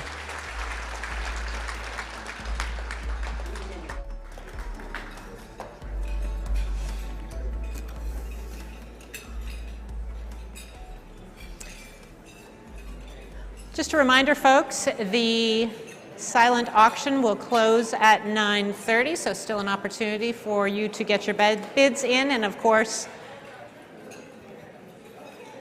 support the Canadian Horse Racing Hall of Fame. All right, our next inductee was bred by recently inducted honored member Jim Bullock, is recognized for her exceptional offspring, record-setting speed, exalted championship status, and big bankrolls were hallmarks of both her brilliant son, Warrawee Needy, and her highly accomplished daughter, Warrawee U Butte. The Canadian Horse Racing Hall of Fame is proud to induct the appropriately named Great Memories.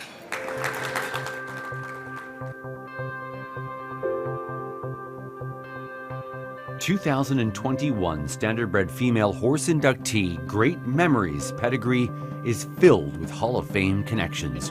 The daughter of Canadian Horse Racing Hall of Fame 2000 inductee Apache's Fame, out of the Armbro Emerson daughter Save the Memories, was bred by fellow inductee Jim Bullock's Glengate Farm. A yearling purchased by Kenneth Frazier, along with co-owner and trainer Dwayne Marfisi, Great Memories' brief racing career ended at age 3 following an injury. While her race career did not turn out as hoped, as a broodmare, Great Memories became a superstar for Standardbred Nursery Warrawee Farm, producing an impressive list of foals. When she was named to the Canadian Horse Racing Hall of Fame, Great Memories' racing age offspring had earned over $4.2 million. Her most successful foals include world champions Warrawee Needy and Warrawee U Butte, as well as Warrawee Vital and Big Bay Point, who have all paced under 150. O'Brien Award-winning freshman Warrawee Needy was freakishly fast, setting Ontario Sire Stakes records as both a 2- and 3-year-old for trainer and Canadian Horse Racing Hall of Fame member Carl Jamieson. At age 4, he won multiple open stakes events, including an elimination of the William Houghton Memorial at Meadowlands Racetrack in a world record time of 1:46.4.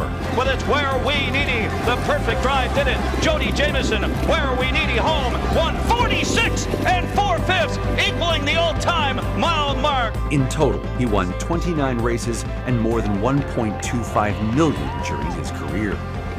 Warrawee U Butte won 7 of 12 rookie year races, earning a division-leading $646,000 plus en route to divisional honors in the U.S., winning a division of the International Stallion Stakes at the Red Mile in 1:48.3 made her the fastest 2-year-old pacer in harness racing history. Warrawee U Butte coasting down to the finish here. Warrawee U Butte will hit the line in 1:48.3. It's a world record. As a sophomore, Warrawee U Butte matched her lifetime mark and won 12 of 19 starts for earnings of over $1 million, including the Jughead elimination and final, while equaling the half-mile track world record for sophomore pacing fillies. She also added a second Breeders' Crown victory and a Dan Patch Award to her resume that year.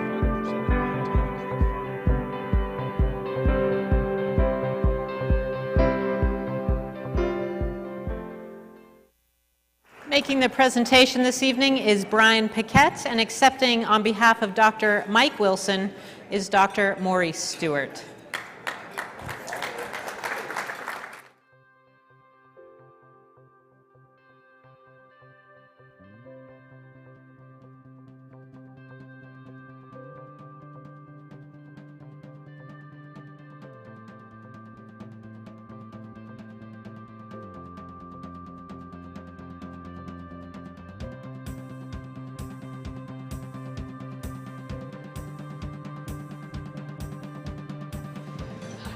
All right, Dr. Stewart. Ready? Sure. All right. So famously, Dr. Wilson attempted to sell Great Memories at the very start of her broodmare career, but was $1,000 shy of the $5,000 reserve. I know he has a rather dry sense of humor, so I'm wondering what insights he shared with you about that near miss. Well, actually, he said, well, Mo, he says, I think it was 3,000 and I only got 2,000. And so when you consider luck and being fortunate, he says, I was very fortunate. Sounds about right. All right. Okay, finally, very few broodmares ever produce 2 world champions. That's certainly some luck involved. But where does chance end and the work begin? Is it a coincidence that a farm like Warwee is the one to own Great Memories and raise her exceptional babies? I'm guessing not.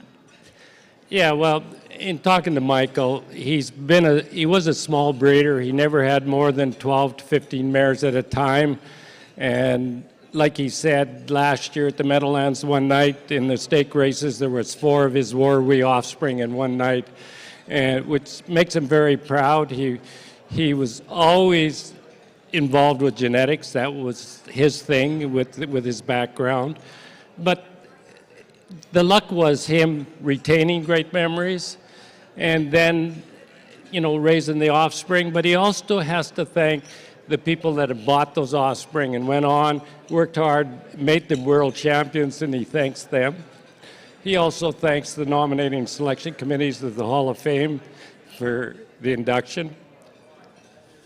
Excellent. Thank you so much. Thank you. All right. Great Memories, Dr. Mo Stewart. Well done.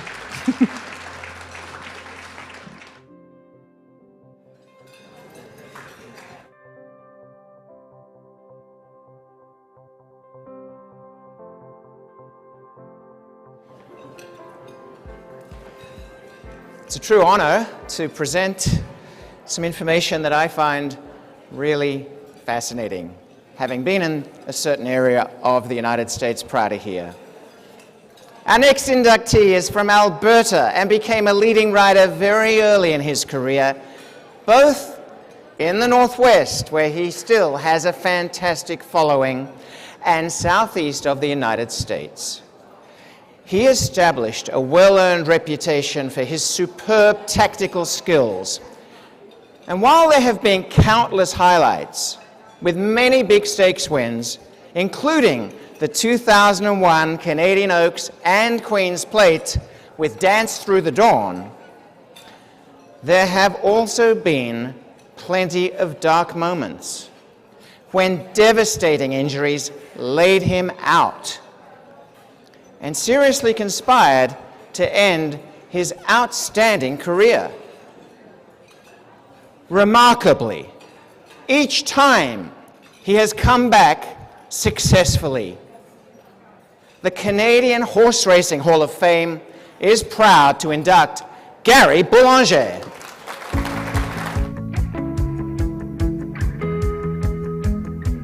Born in Drayton Valley, Alberta, Gary Boulanger began his riding career in 1987 after learning his early lessons to be a jockey at bush tracks in his home province. Boulanger soon earned leading jockey status at Long Acres Racetrack in the state of Washington from 1989 to 1991 and at Florida's Calder Racecourse in 1994 and 1995. In 2000, Boulanger returned to Canada, competing primarily at Woodbine, where he frequently rode for Hall of Fame trainer Mark Frostad.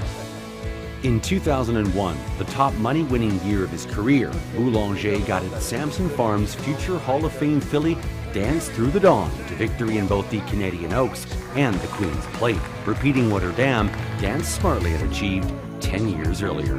Dance Through the Dawn, trying to hold on for 70 more yards, like her mother, like her brother. Dance Through the Dawn, a Queen's Plate champion. In 2005, Boulanger suffered what could have been career-ending injuries in an accident at Gulfstream Park. His recovery took several years, and after spending a short time as a trainer, Boulanger returned to riding in 2013, where he began to pick up mounts for Hall of Fame trainer Mark Casse. Boulanger continues to ride, primarily at Woodbine. At the time he was voted into the Canadian Horse Racing Hall of Fame, the 2017 Avelino Gomez Memorial Award recipient had won 3,610 races, including 41 graded stakes and earnings just shy of $80 million US.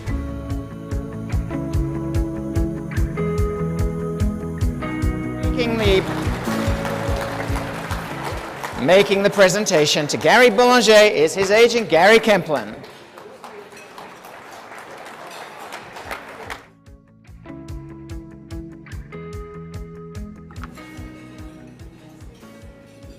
Wow, videos make you look back at things and take your breath away for a second. It's no news that my career has been a major roller coaster in many different directions. Injuries, success, injuries, success. The people that I have to thank for everything I've done would be a list from here to Florida, if not Washington State. I've been blessed to being able to ride for some very amazing trainers, owners, and learn from some of the best riders in my career, from Lafitte Pincay, Shoemaker, Delahousie, McCarra, Gary Stevens. I was that kid that wanted to become as good as you could be in what I thought was an amazing opportunity to do something I absolutely loved to do, and that was ride racehorses, or horses, period. Never thought in any wild imagination I would end up in the Canadian Hall of Fame or be acknowledged in such an honor to be thought of that way. I want to thank a few very important people in my life. My partner, Jennifer, for being supportive over these few years. I went through another injury, did knee surgery, and she's always been there, been the backbone, and been someone who's always giving me that inspiration to do the best I could and never give up. My agent, Gary Kemplin, who many years ago called me after I was coming back from back surgery and asked me to come here to my great home country of Canada and ride, and brought me back to where I was from, which has brought me here to the Canadian Hall of Fame. If I had to list all the trainers and owners that really were helpful in my career, I think we would wake up in a couple weeks. I want to thank everybody for being here, and I'm truly honored to be recognized in this great sport we have. Thank you.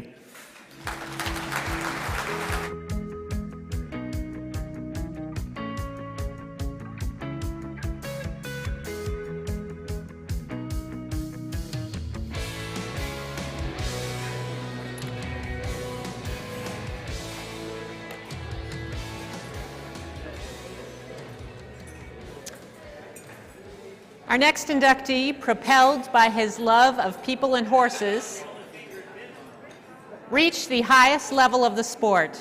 Many well-established relationships during a remarkable 40-year career seemed to guide him to a high number of prized winning drives, as was the case with the Hall of Fame members In Vitro, Admiral's Express, and of course, the incomparable Some Beach Somewhere.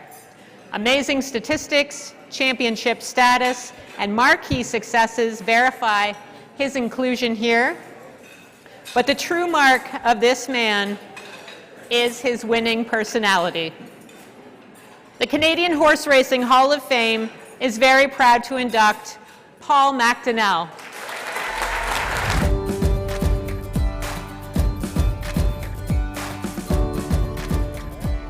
Oshawa, Ontario native Paul McDonnell's driving career is highlighted by both consistency and superstars. After initially working for his father Blaze and local trainer Gary Gassian at Kawartha Downs, Paul moved to the stable of future Hall of Famer Doug Brown as his second trainer on the OJC circuit, and eventually working for another Hall of Famer, Bill Wellwood. During his career, McDonnell has driven a long list of millionaire horses, including Village Jiffy, Village Connection, Elusive Desire, Big Time Ball, and Laddie. Then there are the Hall of Fame horses whose careers he contributed to: Admiral's Express, In Vitro, and of course the horse with which his name is synonymous, the great Some Beach Somewhere. As Some Beach Somewhere's only driver throughout the horse's 21 race career, McDonnell piloted the once-in-a-lifetime pacing colt to every milestone and record he set in 2007 and 2008. He's big, he's strong, and he has got it going on! Some Beach Somewhere and Paul McDonnell by 4. Cup 25 to Canada's horse. The Guelph residents' major stakes victories include a North America Cup, 3 Metro Paces, 5 Confederation Cups, and 8 Breeders' Crowns, as well as 16 Ontario Sire Stakes Superfinals to his credit. The popular and affable driver received an O'Brien Award as the 2008 Canadian Driver of the Year. When his induction to the Canadian Horse Racing Hall of Fame was announced, he had chalked up more than 5,600 wins, 15,000 top 3 finishes, and driven horses to purse earnings surpassing $122 million, including 33 consecutive years of at least $1 million.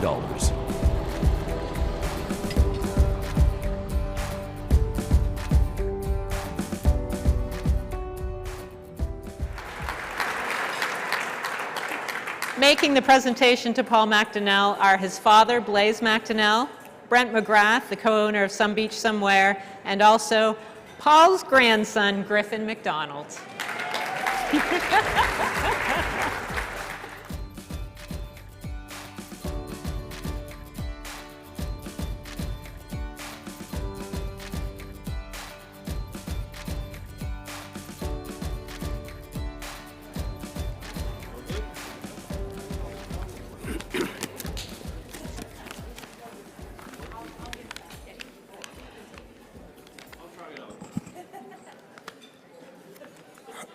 Harness racing is a family business, and I wouldn't be here without my family. The people both in my own family and my extended family in this amazing industry.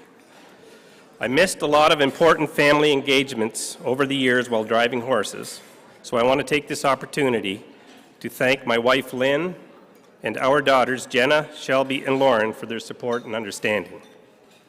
My parents, Blaze and Mary Lou, got me started in the business. My father was the first one to bring me to the racetrack when I was just a boy. If I was lucky, I would get to go to Greenwood and watch the big stake races. I can remember being starstruck by the excitement of it all. It was then I knew I was hooked. Before long, I was reading everything I could get my hands on and about harness racing, stories in the newspaper, race programs, you name it. When I was 17, my father bought me a horse named Dandy J. Might. He was a horse that I drove in qualifiers, got my rated mile with my license, and he got me my first lifetime win. I learned a lot from driving that horse, and I think Dad knew that he was the kind of horse that was very valuable to gain experience. Later, my wife's family were critical to my success. They owned a horse named Robin's Wonder. He was my first big-time horse. I'll never forget representing Canada with him in 1986 Roosevelt International Trot. 4 years later, I was blessed to win my first Breeders' Crown with Bay's Fella.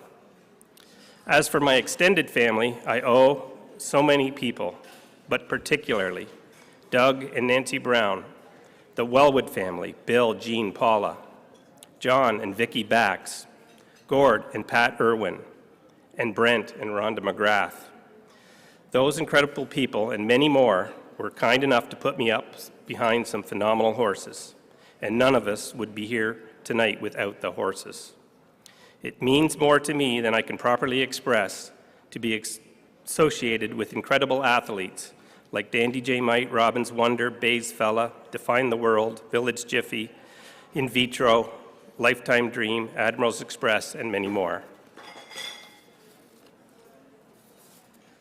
Perhaps, most importantly, I'll always cherish the opportunity I had to drive the amazing Some Beach Somewhere. I have been friends with Brent and Rhonda McGrath ever since Brent arrived in Greenwood in 1985 with a small stable. We were in our 20s then, and neither of us could have ever imagined that one day Some Beach Somewhere would come into our lives and forever change the sport. But looking back, in a sport built on families and relationships, I couldn't think of a better way for it all to turn out. I am deeply honored here tonight and humbled, and I think that all that's left to say is thank you.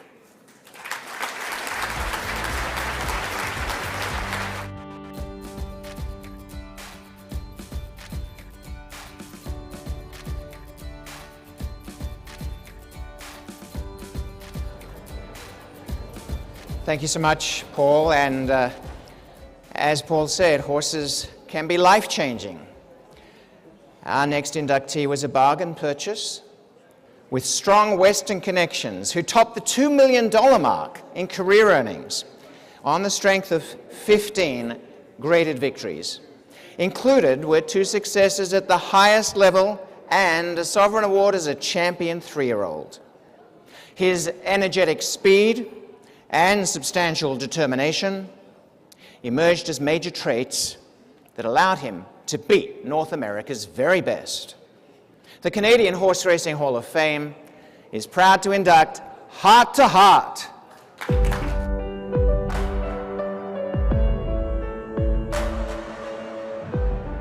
Bred by Daryl Botter's Alberta-based Red Hawk Ranch and foaled in Ontario, Heart to Heart was a $25,000 purchase by Lethbridge, Alberta's Terry Hamilton at the 2012 CTHS yearling sale. That investment proved lucrative, with Heart to Heart earning over $2 million US in a high-profile 7-year, 41-start race career, which included 15 wins. At 2, the English Channel colt out of Ask the Question made starts in both Canada and the US. Following his sophomore year, which included a 3rd-place finish in the Toronto Cup Stakes, as well as starts in the Queen's Plate and Marine Stakes, Heart to Heart was named the Sovereign Award Champion 3-year-old in 2014 on the merits of winning 4 of 8 races, including 2 Grade 3 scores at Churchill Downs. Trained throughout his career by Brian Lynch, Heart to Heart won 2 Grade 1 races back-to-back in 2018. Both were career-defining victories in the Gulfstream Park Turf and then in the Makers 46 Mile at Keeneland. Heart to Heart, in front by 3 lengths. Heart to Heart wins it for Julien Leparoux.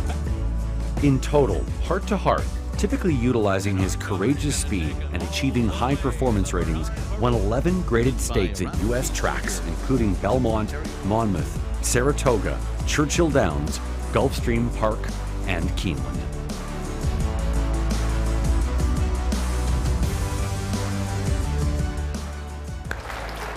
Accepting is Heart to Heart's owner, Terry Hamilton, and making the presentation, Terry's wife, Toby Hamilton.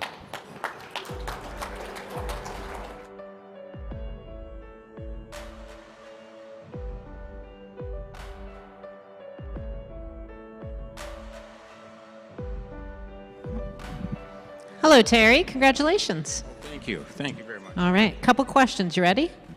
Kind of. Kind of don't have a choice, I guess, right? Okay. All right. Heart to Heart developed a fascinating front-end style, which required plenty of gumption in the stretch, which he usually provided to turn back his determined closing rivals. Did Heart to Heart's front-end style cause you any anxious moments? Very, very many anxious moments. But, you know, more so than not, he got it done. So he was just amazing. And he would just stick in there, and a lot of horses would try and press him. But one of the most anxious moments that I remember was the Breeders' Cup, and he actually didn't win that race, but I was so proud of him. He got hooked in a wicked duel there with Midnight Storm, and it was just, which was a great horse. So, but he still only lost that by 3 lengths at the very end, just at the stretch there. So, but I was so proud of him. So, such a great horse.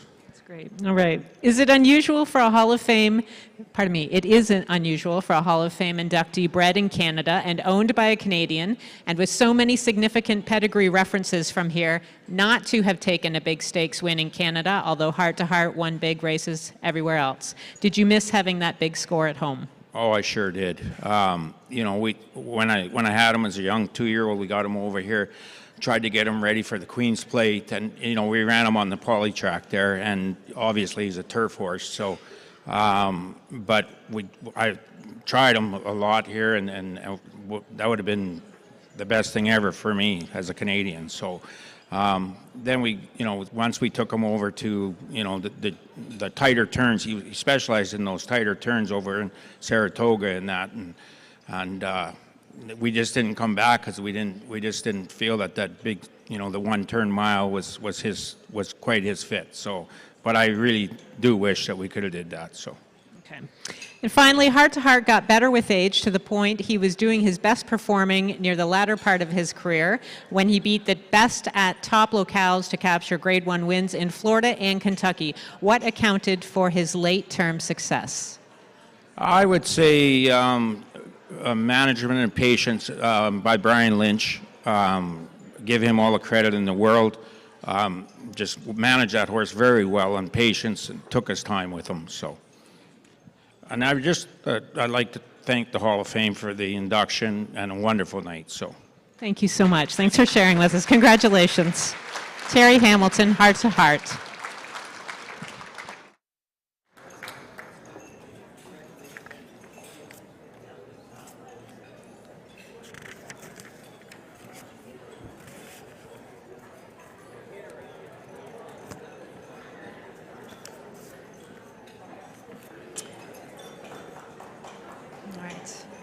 Our next inductee enjoyed a superlative and prolonged career marked by an amazing 40 lifetime wins.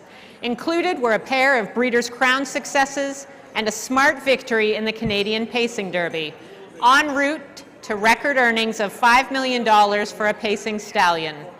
His remarkable 4 O'Brien Awards included recognition as Champion 3-year-old Pacing Colt and Champion Older Pacer twice. He also earned Horse of the Year honors in 2018. The Canadian Horse Racing Hall of Fame is proud to induct Mick Wicked.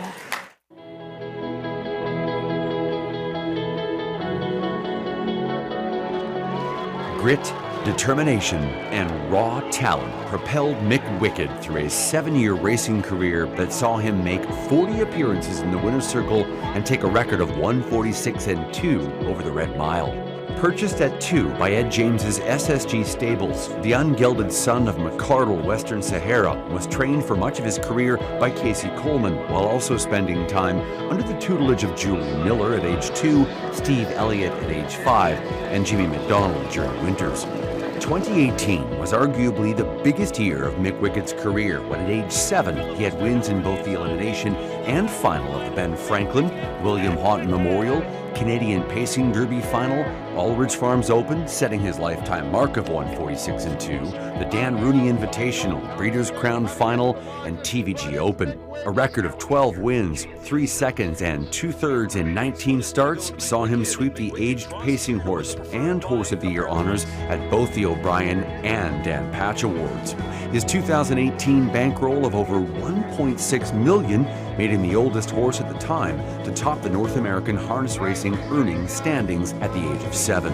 Other stakes wins during his career include the Max Hempt, Adios, Pennsylvania Sire Stakes Final, Progress Pace, Joe Garrity Jr. Memorial, and the Mohawk Gold Cup. Mick Wicked with one final push. Mick Wicked gets up to win. It's Mick Wicked and Miller. Among the stakes he won twice were the Breeders' Crown, Dan Rooney Invitational, Jim Ewart Memorial, and the Aldridge Open Pace. In total, Mick Wicked was the recipient of 4 O'Brien Awards and 5 Dan Patch Awards. At the time he was named to the Canadian Horse Racing Hall of Fame, his $5.1 million in career earnings made him the richest pacing stallion in the history of the sport.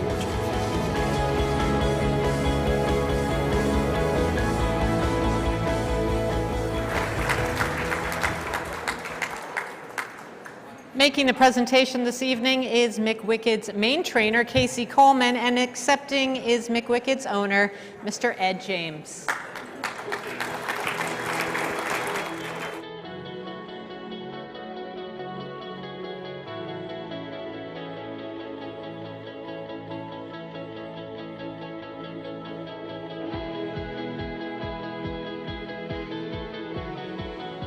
All right, we're actually going to interview Casey and Mr. James here, so let's just, can we just let's just go over this way, Ed. Ed's a very stubborn man.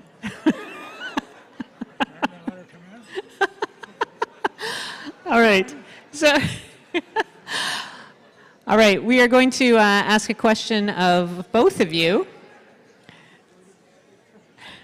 Are you ready, Ed? Yes. Okay. I want to ask you, Ed, which one of Mick Wicked's victories, of the many that he had, which one was the most nerve-wracking for you? Strangely, I don't very often get nervous. And the story with this horse and the story of the one behind him were amazingly simple and amazingly rich. The first one, I was standing at the edge of the track in Halifax, or not Halifax, but in Florida. And a horse come out in the racetrack, took off out of the gate, and as soon as he got in the next gate, he took off out. And so the fella saw me watching, and he said he does it every time we take him out. He goes in. We can't do a thing about him. So what? Next year, I pick up a book of a horse that was him. So I bought him. I paid, and next year I saw he was in the sale. I paid $40,000 for him. The ultimate story was this horse made 50 million. No, not 5 million. 5, yeah. Don't get ahead of yourself. Oh, there's very little difference between 10 million and 50 million. You won't live long enough to spend the money. It's very true. It's very true. All right, and that is the story of how you bought Mick Wicked, right? Pardon me? That's the story of how you bought Mick Wicked. Well, that's the story about Mick Wicked. I'm sorry. The young lady standing over here is the one that made the ultimate money. Because she is, without any doubt, one of the best trainers in North America in our style of horse. Agreed there. Agreed. So let's ask Casey with that. Let's ask you. You've often said Mick Wicked refuses to lose. Most of us will never own or train a horse like this. So tell us what a horse that refuses to lose is like in the day-to-day.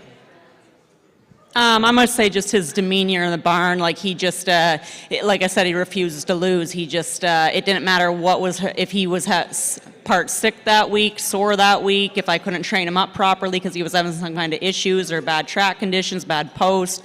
I've never seen a horse get so many first over drives as him in my life, I don't think. I always kind of alternated a little bit between Dave Miller and Brian Sears did the majority of the driving, and he usually won the majority of the time, but I usually was always like, why did you have to drive him like that again? He was just first over so many times, and he'd find a way to win no matter what. Excellent. Thank you so much. Thanks, Casey. No problem. Thank you, Mr. James. Okay. You're more than welcome. All right. Congratulations to both of you. Mick Wicked.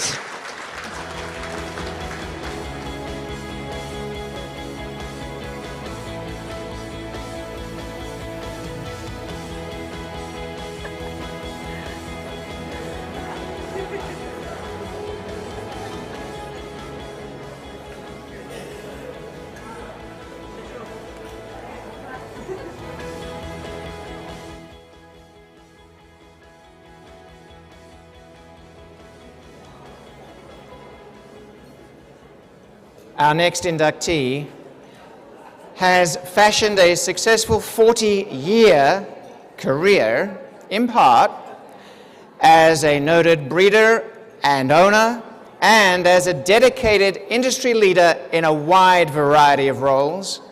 She is the conscience and driving force behind Racehorse Aftercare, establishing long-run thoroughbred retirement society which ensures a dignified retirement for racehorses by repurposing their talents, placing them in coveted new relationships, or importantly, providing them a sacred sanctuary.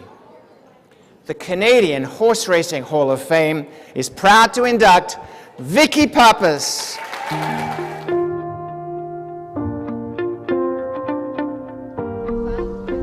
Montreal-born and now a resident of Streetsville, Ontario, Vicky Pappas has been engaged in various aspects of the Canadian thoroughbred industry for over 40 years. Starting initially as a groom, Pappas then graduated to the status of a trainer, owner, and breeder. Edenwold, bred by Pappas along with her husband Bill Diamont and longtime friend Gail Wood, won the 2006 Queen's Plate. Under the Woodbine banner, Pappas served with distinction as a horse sales representative, stakes coordinator, and also as a simulcast broadcaster. Pappas may, however, be best known as the passionately dedicated and hands-on chairperson of Long Run Thoroughbred Retirement Society. Under her deft leadership, what began as a few people looking for ways to ensure thoroughbred racehorses with dignified and happy retirements has grown into a vital registered charity, recognized as one of the continent's most respected horse retirement and adoption organizations. It is also the first industry-funded adoption program in Canada. To date, Long Run has successfully retired and adopted over 1,000 racehorses and continues to care for 50 horses on its farm in Hillsburg, Ontario. Many of the farm's resident equines are lifers who will comfortably live out their days under the care of Long Run.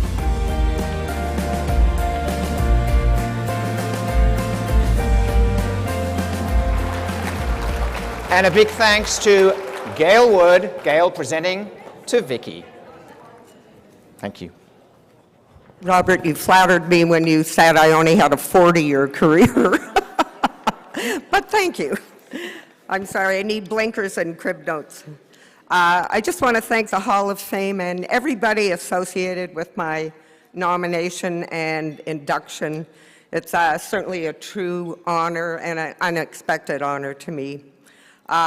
Congratulations, of course, go out to my fellow inductees, some of whom I'm very lucky and proud enough to call friends, good friends. And thank you to all my dear, noisy, and wonderful friends who are here to support me tonight, and to my long-suffering and beloved husband. I'm sure he's oftentimes rued today that he gave us the startup funding for Long Run. Please make no mistake, all my friends, and to anybody here that's ever practiced disciplined retirement of their racehorses, this award is for all of you, all of you. It belongs to every one of you for all the wonderful support that you've given us. We're so fortunate to be a part of Ontario's generous and compassionate racing community, which very early on realized how important thoroughbred aftercare is to the health of our industry. Finally, I have to thank the horses, as do we all. Think of what positive influences these beautiful, brave creatures have had on every one of us. I've led a really glorious life with these horses, and I hope you have as well. Thanks so much.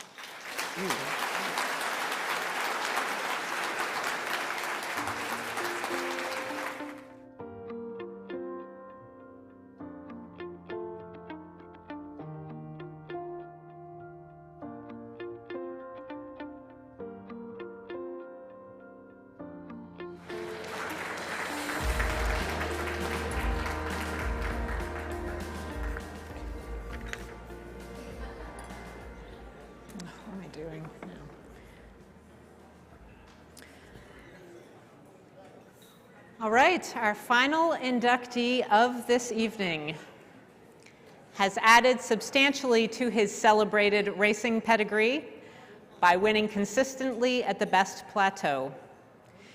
A three-time O'Brien Award winner as Canada's champion driver, he understandably holds the record for most races won in this country.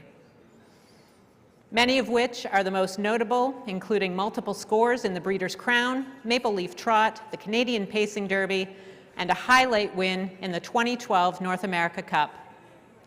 His remarkable talent is accompanied by a philanthropic spirit and just a delightful dash of class clownery. The Canadian Horse Racing Hall of Fame is proud to induct Randy Waples.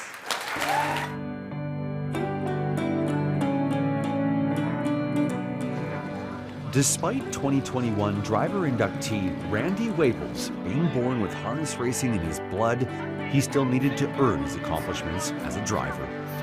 After spending close to 10 years honing his craft at tracks throughout Ontario, the trajectory of his career changed in 1996 when he won 150 races in just under 1,200 starts in what would be the first of 22 consecutive years as a driver with earnings reaching into the millions. A three-time O'Brien Award winner as Canada's Driver of the Year, Waples' long list of stakes victories include the 2012 North America Cup with Thinking Out Loud. Rushing up on the far outside comes Thinking Out Loud as Waples pushes the button. 3 across finish coming up in Cup 29. Way out wide and closing is Thinking Out Loud. And Thinking Out Loud is loud and clear to win the North American Cup. 3 Maple Leaf Trot wins with Canadian Horse Racing Hall of Fame 2016 inductee Sandpail. Breeders' Crown Championship wins with Sandpail and Dream Fairy Turtle, Canadian Horse Racing Hall of Fame class of 2014. And 2 wins in the Canadian Pacing Derby with Strong Clan in 1997 and State Treasurer in 2015. Other notable accomplishments include 4 Battle of Waterloo wins and leading driver honors in Ontario Sire Stakes earnings in 2001, 2002, and 2010. In April 2018, when harness racing moved from Woodbine to permanently reside at Woodbine Mohawk Park, Waples was declared the all-time leader in wins at the Toronto facility with 2,605 victories. When named to the Canadian Horse Racing Hall of Fame, Waples was the all-time leading money-winning driver of races held in Canada, sporting more than 6,600 wins and $131 million in purse earnings. While the majority of Waples' career has been spent on Canadian soil, his name was also added to the U.S. record books when he won the Kentucky Sire Stakes final at the Red Mile in 2000 with Real Desire for Hall of Fame trainer Blair Burgess in 1:50.4, a world record at the time for 2-year-old pacing colts.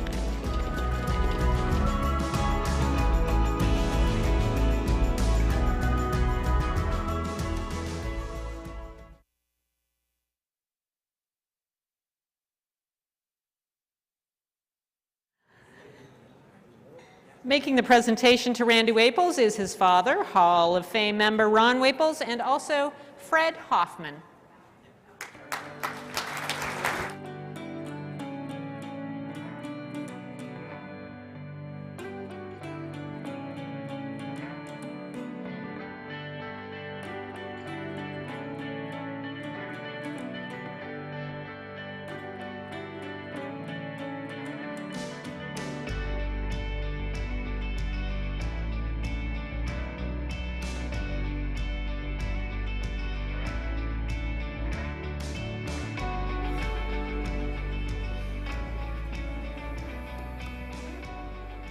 So you guys got one more in you or what?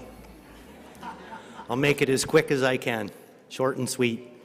I didn't write anything up there because I really didn't know what to write. I'm kind of in awe of the whole thing, to tell you the truth. It's hard for me to wrap my head around the great horsemen that are already inducted, the great horsemen that are in this room, both sides, standardbred and thoroughbreds. Yes, I do watch a lot of thoroughbred racing too. I enjoy it very much. It's an amazing experience, very humbling, and there are a few people that I really would like to thank. There's just, the list would go on and on and on of all the great opportunities that I've been given, the great horses that I've got to drive, and that have made me look like I knew what I was doing, even when I didn't. So starting off there, I'd like to thank my parents, Ron and Josephine Waples. My mother couldn't be here tonight, but there was no bigger influence on my career than my mother. She's a very special woman. My father, Ron, you might have heard of him before, same last name. He basically showed me levels of driving that I knew that I would never attain, but sometimes when you chase, you can get into the photo finish, and that's basically the way I look at our driving careers. I've always been second to the greatest driver in the world, in my opinion, and it's just an honor to have the last name. My brother Ron Jr., not a whole lot of people know much about Ron Jr. I was lucky enough to grow up with an older brother like this. As much as my father showed me that I would never attain his level of driving, my brother also showed me that I would never attain his level of work, because there was just no chance of ever being able to work with this guy, simply because he knew no hours, no minutes in the day. It would just be work, work, work. And it was, again, a humbling experience, but he taught me what it was to get up out of bed in the morning and show up and do my work. And for that, Junior, I'll never be able to thank you more. Fred Hoffman, why you did what you did for me, I will never know. You know, you basically turned me loose on a big barn full of really nice horses, and not only let me drive them and get established and start to win races, but you were always in my corner. You were one of my biggest supporters, always has been, and I'll never be able to repay what you've done for me. And also, I would also like to say to Angela and Abigail, now I'm going to start crying. As Paul said, when you're in this business racing horses at night, and at one time I was racing horses in the afternoon and at night, you miss a lot of family things, and you can't always be there when you want to be there, whether it's sickness or something, you know, that's for school, or something that really has to be father first, but sometimes you can't be that father first. You got to be the driver first. And I can never thank you guys enough for the support that you've given me over my career. Don't do that, Ab. You're going to make me cry. And all I can say to you is I've been very fortunate with both of you. Very, very fortunate.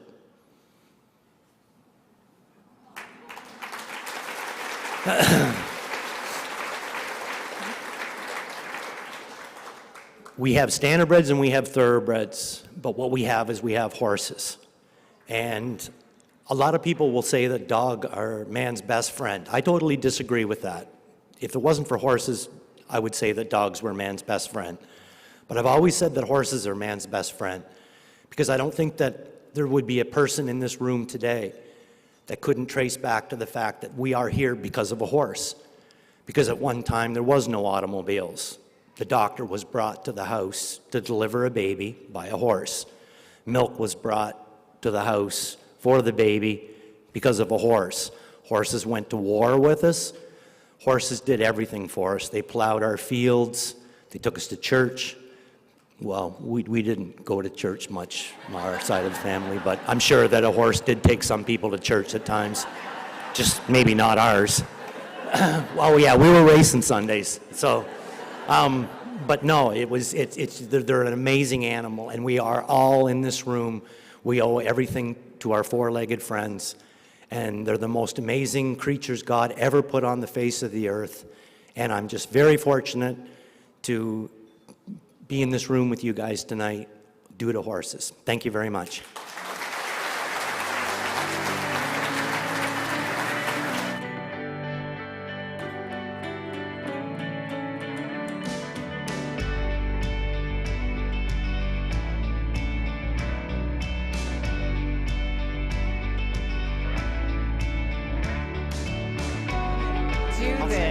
Are you sure? Okay.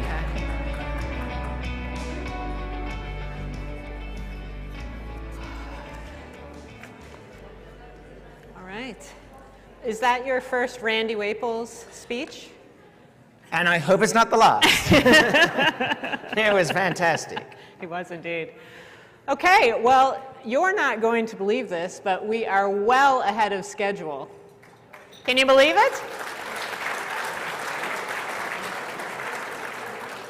I know what this pandemic has done to us. It's amazing. So a couple of things I want to tell you about quickly.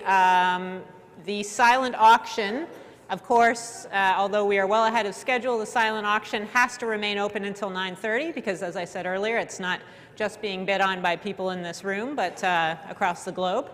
So you are welcome to stay until 9:30 to see if you are the successful bidder.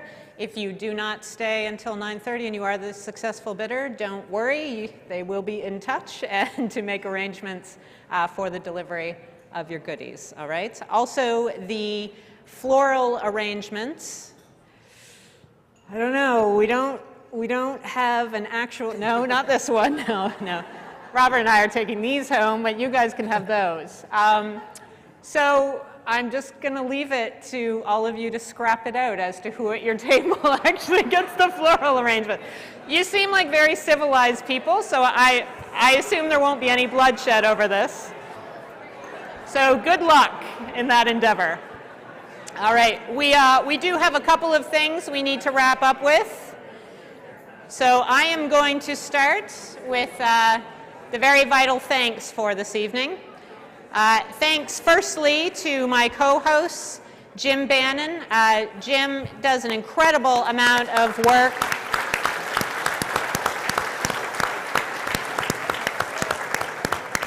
behind the scenes putting these scripts together, for which Robert and I are very, very thankful. So thank you very much to Jim. To Robert Geller, my co-host this evening. Thank you very much. So the rest, just hold your applause and we'll go through these and you'll give a big round of applause at the end, okay?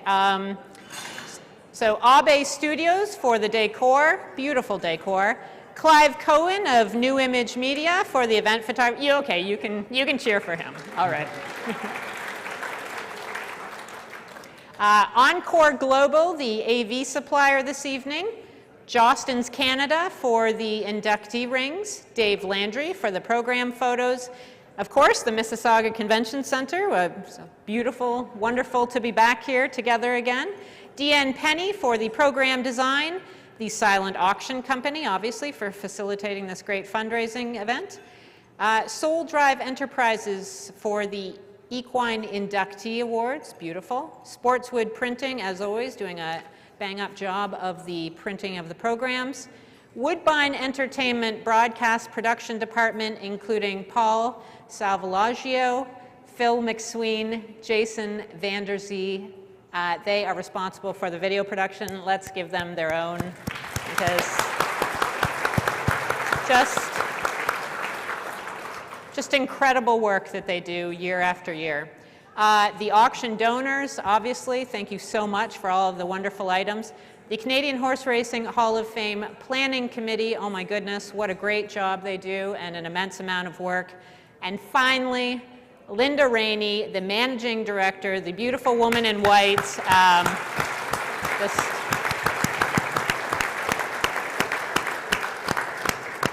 an incredible job. And all of the volunteers, obviously, without you, this event would not be possible. So big round of applause. Thank you very much.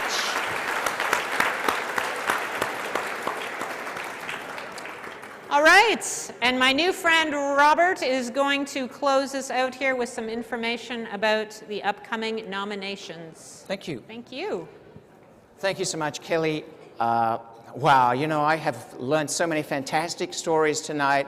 I want to say what a journey you have all taken us on, so I cherish this opportunity tonight. Thank you. And I have to say, I think it's just so fantastic how family traditions have been so important in horse racing for all of us. The passion, the adversity that people have overcome, the ability to really entice fans through the achievements that you have made, and remembering, just as so many of you have said, that at the helm is the horse. August 19th, very, very soon, is the deadline for the 2022 nominations. Yep. Nomination forms are actually available right now at the registration desk or on the Canadian Horse Racing Hall of Fame website under the heading of inductees. Now, then elections will follow. Then the 2022 inductees will be announced on October the 5th. Next spring, March 2023, nominations will close, elections will follow. The 2023 inductees will be announced on April 26th. Now, the President's reception will take place in May 2023. So, just a reminder, it's at this time of year next year for the 2022 and 2023 inductees. But for all of those who are here tonight, a huge thanks to you who've made this industry richer and better. Thank you so much.